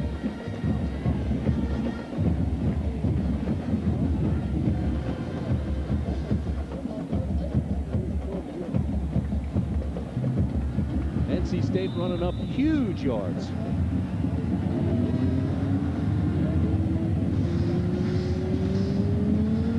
Jermaine Stringer, Lavernius Coles back deep. They're not going to kick it away, though. This one taken at the 32-yard line. Remember, the last one was fumbled. Not this time, though. Across the 45 to the 46-yard line. Jeff Chaney, youngster, making the return. Well, remember, tomorrow, 2 o'clock Eastern, 11 a.m. Pacific here on ABC. The Tour Championship. Final round. Top 30 money winners on tour and the final stop on the PGA Tour. 4 golfers tied for the lead. Klassen, Love, Faxon, and Duval. They're all at 8 under par. That's tomorrow here on ABC. Should be a great finish to that one. And we may have a great finish to this one. NC State has somehow clawed their way back into it. Busby out of the shotgun. That's almost picked off. Tony Scott almost got there in front of E.G. Green. Tony Scott has had 3 almost today. He breaks on the ball so well. This time he read it, tried to get the pick. Those turnovers that got him back in this thing. And, of course, Tony Scott leads the Atlantic Coast Conference with 12 breakups, only has 1 interception, but 12 breakups, and is always around that football. They'll move him. They'll use him at safety. They'll use him on the corner. Right now he's at safety. Busby again out of the shotgun. This time to Green, and it's complete. Stiff arm Scott this time. The move back inside finally brought down at the 32. 7th catch for A.G. Green, and he showed you some strength there too. If time permits, stay tuned for the Thrifty Car-Rental postgame report. We've got scores and highlights from across the country. Another busy day in college football. The Thrifty Car-Rental postgame report. Now there are going to be those that say, why did NC State give him good field position on the kick? What they were trying to do is not give it to the skilled guys who are so dangerous with the big returns, but pooch it up to one of the up guys that's not used to carrying and handling the ball. It worked earlier. It didn't this time. 3 receivers set. Minor out of the backfield, catching a swing pass. Had success with that early in the game. At the 27-yard line, NC State has done a better job of shutting that down in the second half. This is a situation, if you're on the Florida State sideline as a coach, you want to sit there and you want to try to melt the clock. Meanwhile, Mike O'Kane here, he's trying to force a turnover. He wants his guys to start tackling the football, getting 2 or 3 guys around the ball every time it's thrown or every time it's run. Well, the score a moment ago, though, the huge win by Georgia shakes things up. The SEC. Inside give this time to Minor. Not a whole lot going on. Morocco Brown, number 48. Haven't called his name a lot this afternoon because they've tested the secondary, but there's the leading tackler for the Wolfpack the past 3 years. Of course, Morocco Brown had 14 tackles the other day against North Carolina and 85 tackles on the year. He's led them, as you said. He's always right there. Morocco Brown again forces the play back inside where he's got some help and then makes the tackle. Co-captain of this team. Quite a player.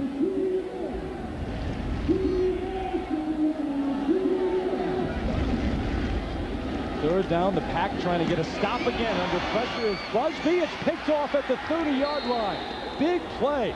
Sheldon Key, number 57, on a deflected pass. Now there's a flag down at the 27 on the far side of the field. Looked like Eric Riddick, the strong safety, got a hand on it. Came on a safety blitz. Oh, what a big penalty. It's going to be against NC State. That's still a great play by Riddick.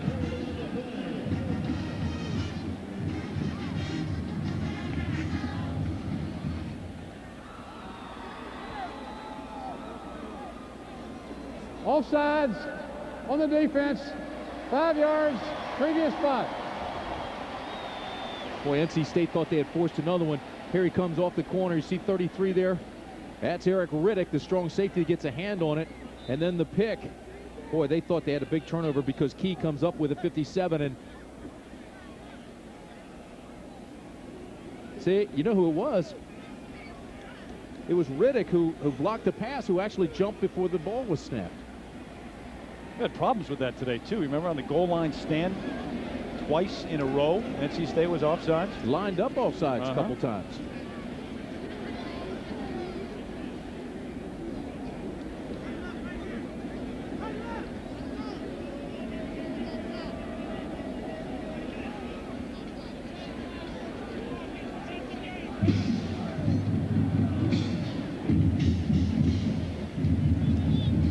Offsides on the defense. 5 yards. Repeat, third down.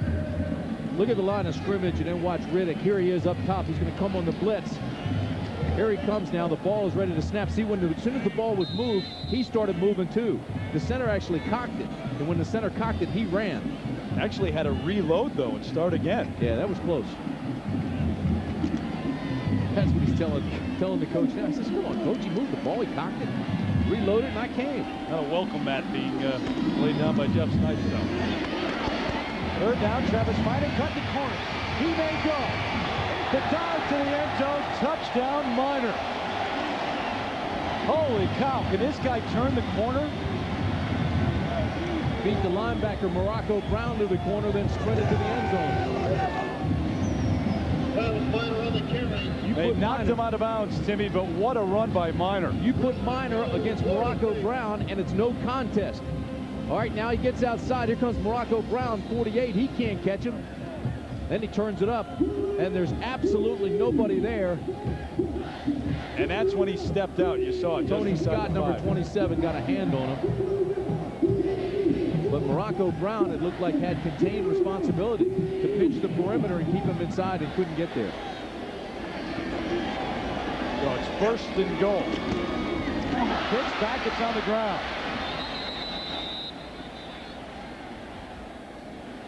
Did that hit him?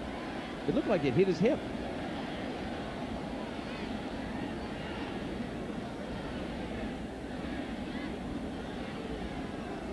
Pat Busby shaking his head. Watch this and see if this doesn't hit. It did. It hit the fullback. Abdullah. It hit number 32, Abdullah. And so when Khalid couldn't get out of the way, it hits his hip. Now watch. Hits Khalid's hip, and then it's just redirected. Minor never has a shot. Good play by Busby to get back on it. So it backs him up. It's second and goal, but they're outside the 15-yard line now. Busby with time with a receiver complete. There's a touchdown, E.G. Green. Minor had stepped out on the way to the end zone a few moments ago, but they go right back to Green to the near side. This party's over. Got isolated on the linebacker, Everett. They brought Green all the way across. Now watch, you'll see E.G. Green is isolated on the linebacker. On the linebacker, Everett 16, and just outruns him. That's the mismatch you always like to have as a wide receiver on the linebacker. Janikowski hooks it just inside the right upright. E.G. Green, what a day. 8 catches, 185 yards, and now 3 touchdowns. That one putting it out of reach, perhaps. 48-28 Seminole.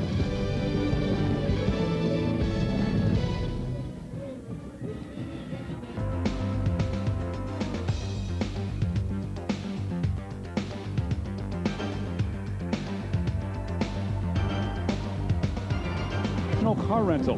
So what are you waiting for? Let's go. Dean Witter. There are many ways to measure success. Dean Witter measures success one investor at a time. And Nike. The explosive offense here in Tallahassee, and it's just starting to click. E.G. Green, 8 catches, 185 yards, and 3 touchdowns. You knew about Green, you knew about Warwick.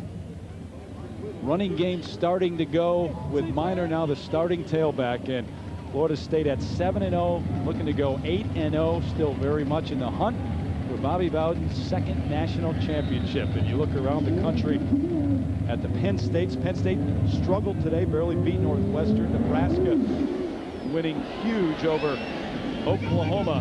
This one goes out of bounds, bring it out to the 35. The other team that's in this league, the number 5 team in the country, Timmy, the Tar Heels of North Carolina. And joining us right now on the phone from Chapel Hill, Mack Brown, the head coach of the Tar Heels. Coach, congratulations on the season so far and the win against Georgia Tech the other night on ESPN. Well, thank you, Terry. We're excited about where we are and watching this football game along with everybody else in the country. I think everybody knows the challenge we have next week. Florida State's a great football team. Mac, what a challenge. It's got to be fun, though, to be in the position to play Florida State, not only for the ACC crown, but for a national championship. I mean, you've worked hard for this.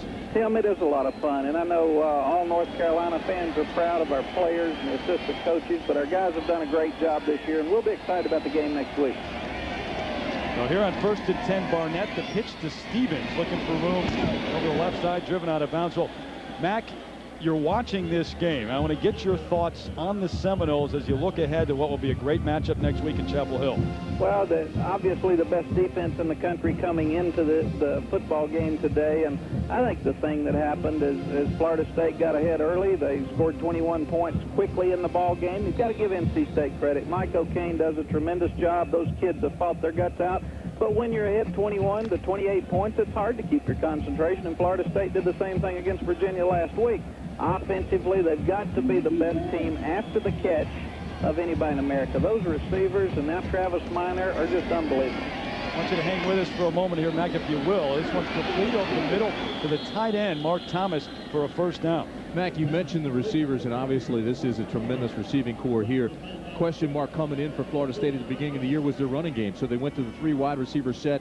They've set or use the pass to set up the run. Now Minor comes in last week in this game here and looks pretty much like Warwick Dunn did. Well, we recruited Travis out of high school, and he even wore number 28, and I got so sick of seeing Warwick make yards against us and everybody else over the last 4 years. I was so glad that he graduated, and now all of a sudden it seems like he's showing up again because Travis Minor's a great player.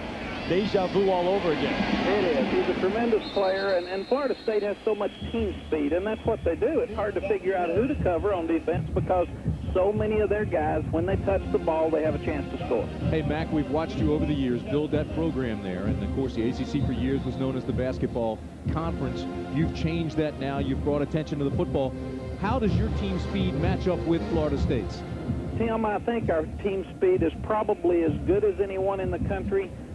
We're just not as deep right now as Florida State. And I'm not sure anybody in the country is. I think Florida State's still the best team in the country. I'm not sure they were at the beginning of the year, but as you watch them improve each week, right now you have to consider Florida State to be as good as anyone in America, and it'll be fun to see how we match up with them next week. Hey, Matt, can you hold on just through this play? We want to send it up to New York to check in with John Saunders right now. John?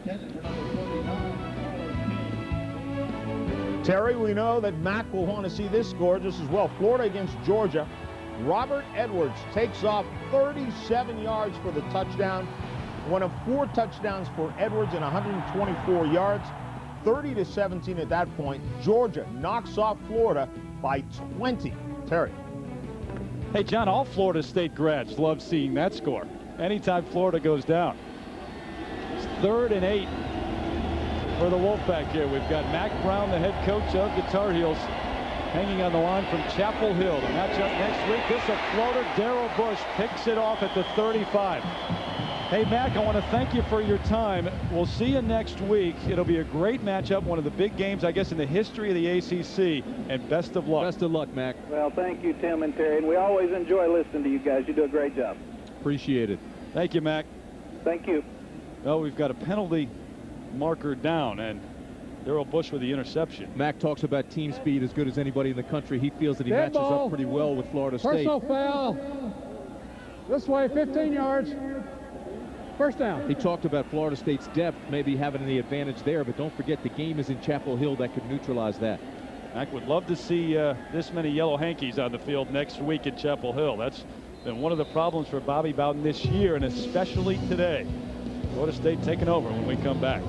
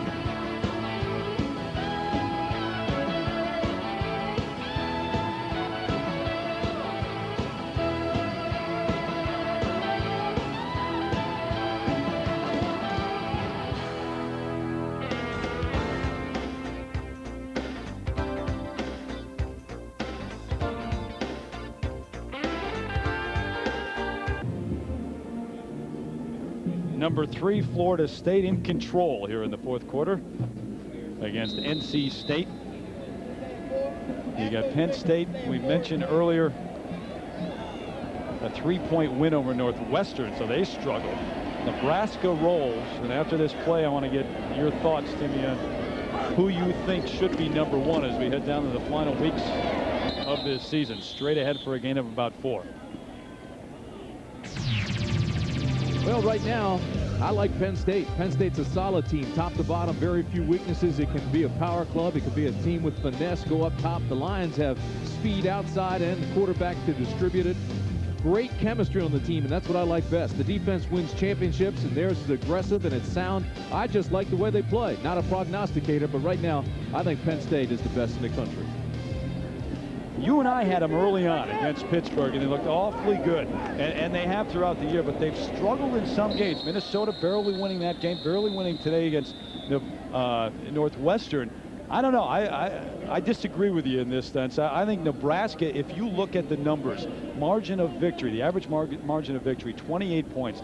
The winning percentage of their opponents at 50%. They beat Washington, who I think was as good as anybody at that time, at least in the year. A big win today over USC.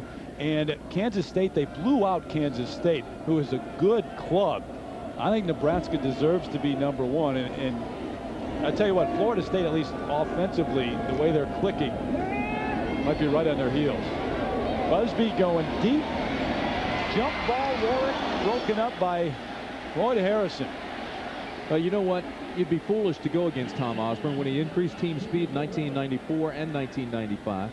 He won the back-to-back titles. He still has it, but not as much of it. Of course, the 12th game in the Big 12 title game, that means that the stakes are higher and success is harder to get. Of course, this team right here, you heard Mac say, hey, he thinks they're the best in the country. And, of course, North Carolina itself, you look at their linebackers and their defense, you give Mac Brown a lot of credit. The defense is super, and Mac has done it on offense as well, changing quarterbacks. And don't rule out Michigan. High snap, had a punt block already, did Florida State. This one caught at the 30 and a fair catch. Well, Bobby Bowden maybe didn't think that his team could compete for a national championship at the beginning of the year. But right now, he's becoming a believer. We've been held by our defense. Our defense has played so much better than I thought. I had no idea they could play as good this year as they did last year. That's the big question. Our offense, I knew had a lot of room to grow because inexperienced offensive line, no established runner for the first time in 10 years. You know, so now do I think we have a chance? If we keep improving game to game, definitely. If we level off, I'm not sure if we can beat people down the road. Well, down the road is tough, too. It's a bumpy road. I mean, they've got North Carolina and Florida, and then the bowl team to get the title. That's a tough task, but what he does have is he's got speed, he's got talent, and not much, as you mentioned, was expected of this team when the season began, and that took a lot of pressure off. Now, that win at USC, they went into that game thinking, well, if you could escape with a win here, it'd be a great start, and you go home, you regroup. Well, they won that game. It was 14-7. They didn't blow out SC on the road, but it was an important win for a young team, a young offensive line, an offense that was trying to come together. 37 freshmen listed on that roster. 2nd and 7. It's Charles Berry in for Jamie Barnett, who's got the injured right hand. Let's go up, check in once again with John Saunders. What's going on, John? Well, Terry, things have gone haywire today in the SEC. Here's another game, LSU and Kentucky. Rondell Neely had a touchdown, and then Herb Tyler 6 yards to Kendall Cleveland. They went for the 2-point conversion, did not get it. LSU with a 12-0 lead there. Terry. All right, John, already reporting that Georgia blew out Florida today. Of course, that's the Gators' second loss. You have to believe that takes them out of the title hunt.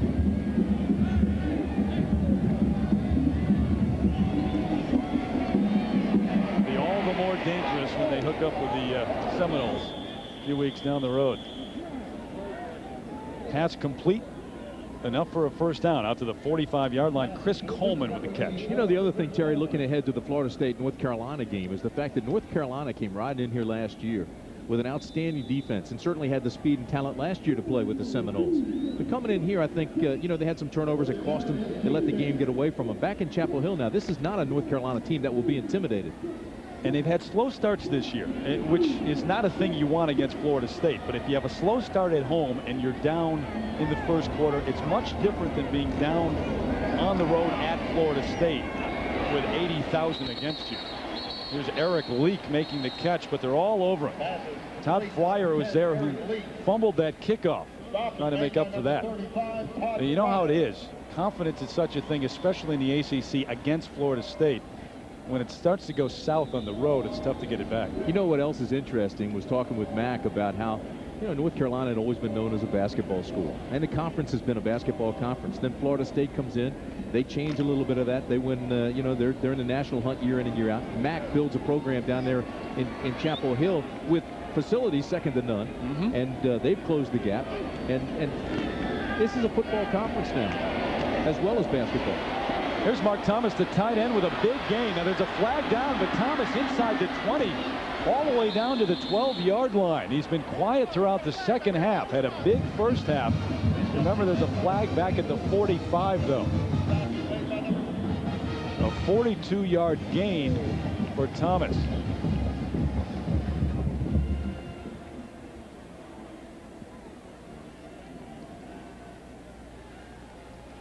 Coming back. Frustrating day for Mike O'Kane and the Wolfpack. But I tell you what, they continue to fight. Illegal procedure on the offense. Not enough men on the line. 5-yard penalty. Repeat, second down. Mike wants to know why he didn't have enough men on the line. Well, you need 7. Brown jumped off. Now the Wolfpack with 8 penalties on the afternoon. But how about Florida State? 14. And I know Bobby thinks that you've got aggressiveness, and it's the reason you're the most penalized team in the ACC. And there is a lot of truth to that. But he's not happy about what took place today. No, and when he says, hey, it doesn't bother me, it's aggressiveness, and if you look at the teams that are the most penalized are always the best teams. At the same time, I think he doesn't want to make these guys start thinking of where they're a little bit shy and timid. He doesn't want to back them off at all. Rashawn Spikes, a big gain. He's close to a first down. May have it for the Wolfpack. What drives him crazy? The dumb penalties, which we talked about earlier. The delays of games, the jumping off sides, the mental mistakes. Well, let me ask you. I'll put you on the spot. Who do you like next week? Florida State and North Carolina and Chapel Hill. Terry, I am not a prognosticator. I'm probably the worst when it comes to that. I agree with Mac. I do think that Florida State's got a little bit more depth, but I think that's neutralized by UNC. I really don't know. Right side again, right back to the original line of scrimmage. And again, as they were just short, he's near a first down. Well, next Saturday, we talked about it. Live at 3:30 Eastern time, it's Judgment Day. America's biggest road show rolls on. There's your lineup: Michigan and Penn State, a couple of top 4 clubs, and Nebraska, the #1 team in the country. And then on ESPN from Chapel Hill at 7:30 Eastern time, the Seminoles taking on the Tar Heels. They've called it, at this point, the biggest game in the history of the ACC. I'm not sure about that, but it may be. And of course, remember, America Online, and you can cast your vote for who you think should be #1. Barry with time throws it up, and it comes down. Nobody touches it. Double coverage on Chris Coleman. You know why I hedge when I talk about that matchup next week, and it's not hedging as much as it is ignorance, because it's honesty. Well, I'll give you that. North Carolina really hasn't blown anybody out, and Mac has really had to doctor with his quarterbacks. You know, he moves Keldorf in and out, and Davenport, and then you wonder, well, how good are they? Well, you know, you'll find out this week, and I really truly have not seen them in person and don't know yet. You know what, though? You make a point there. I'm not sure you really know how good either Florida State or North Carolina is. Carolina has struggled on offense at times. The other night against Georgia Tech, you know, they barely beat Georgia Tech, who's a very good team, but they struggle on offense. Here goes Spikes. A couple of guys to beat, but inside the 10 to the 8-yard line. That shouldn't happen. Flags go down. Florida State players stopped. Spikes, to his credit, didn't. Picked it up and made something positive out of it. Offsides on the defense. Penalty is declined. First down. And so that penalty now hurts them because, watch this, Spikes takes a gamble that's not his guys. He's going anyway.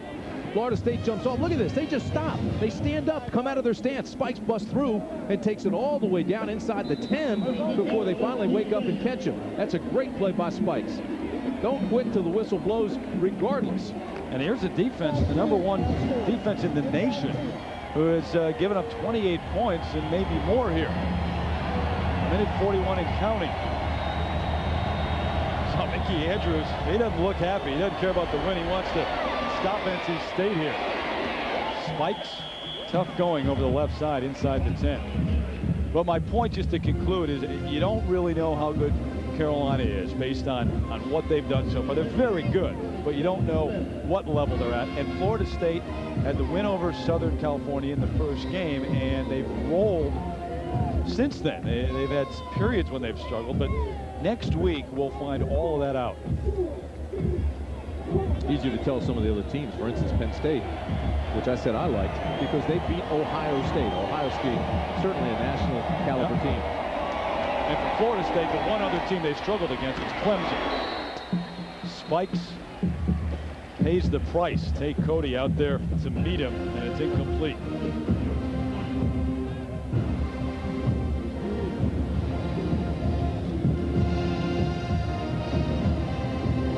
Well, NC State has made this one interesting.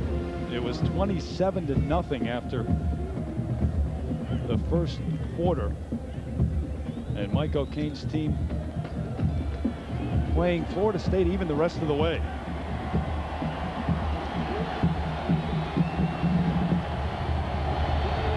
Third and goal outside the 10. Berry to the end zone, overthrows the receiver.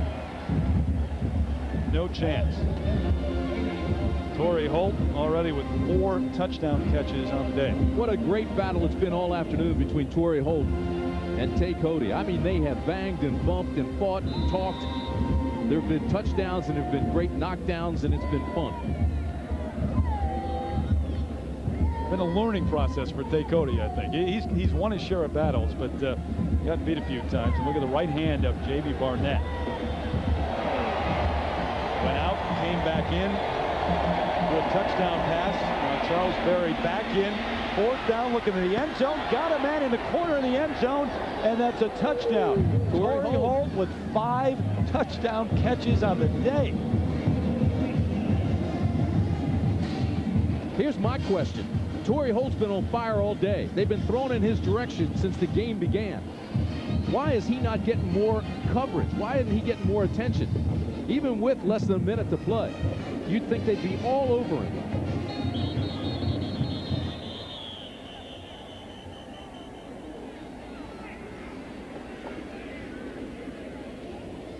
Here's the shock. We got flags on the field. Dead ball. Delay of the game. On the offense, the ball was snapped before it was marked ready for play. 5-yard penalty. Watch Holt. Again, he's working on Saunders, and he just kind of drifts out, and they let him go. You would think you would shadow this guy. If this guy went to the bathroom, you'd go with him. At least to get popcorn. In the bathroom? Well,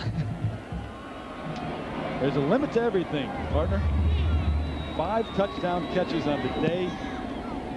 A North Carolina State record for Torrey Holt. Extra point up and good. 40 seconds left. Wolfpack not going to come back in this one, but a lot of satisfaction for number 81.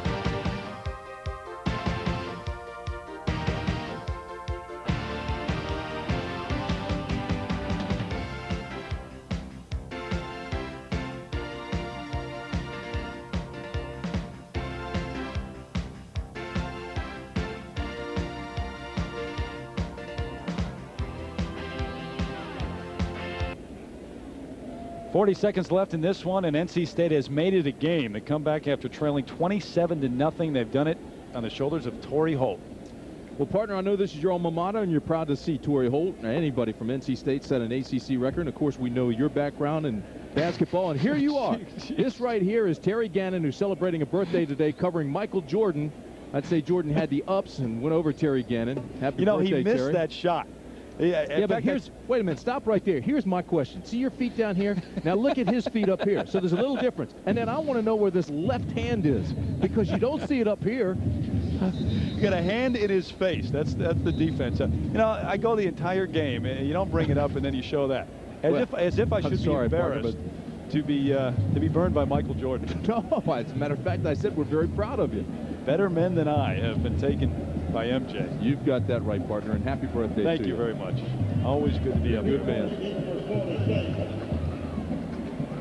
That's a great poster, by the way. Had to go back a long ways to get that one. Thank John. I'll tell you a story about that. Thank John Madrid for bringing that poster in. Yeah, I'll thank him for sure. My relatives in the Chicago area all wanted that poster of Michael Jordan. I had to go to Chapel Hill one time to watch the onside kick. Florida State coming up with it, and actually buy a dozen of those posters. They wanted to know why in the heck I was buying those posters in Chapel Hill. Well, Torrey Holt, though, Timmy, 12 catches, and you look at his numbers, 5 touchdowns, and that's not only an NC State record, that's an ACC record. It was set back in 1965 by Ed Carrington of the Virginia Cavaliers. Great effort. He was in a battle all day long. It was fun to watch. We appreciate the effort by not only Torrey Holt, but the defensive guys who were trying to stay with him.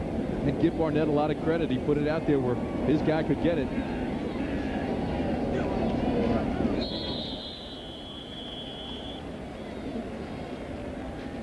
So 34 and counting to the end of this one. Florida State will walk away 8-0. Unbeaten string at home since 1991 intact. They've never lost an ACC game at home. Bobby Bowden certainly pleased to get away from this one and look ahead to North Carolina. But Mike O'Kane and the NC State players have to be awfully proud. They could have given up when it was 27-0, and they did. Came back and made it a game. And that's got to be a positive sign of where they just kept fighting and scratching and clawing. Now the Chevrolet most valuable players of the game, Torrey Holt from NC State and E.G. Green from Florida State. Gave you Holt's numbers a moment ago. E.G. Green, 3 touchdown catches, 8 catches overall, 184 yards. Chevrolet will donate $1,000 to each school's general scholarship fund to reward outstanding students for their academic achievements and to assist those in financial need. It's been a Chevrolet tradition for more than a quarter of a century. Florida State with a win. For Tim Brandt, Lewis Johnson, I'm Terry Gannon. Hope you enjoyed this one from Tallahassee. Florida State, a winner. Figure skating, the U.S. Pros coming up tonight.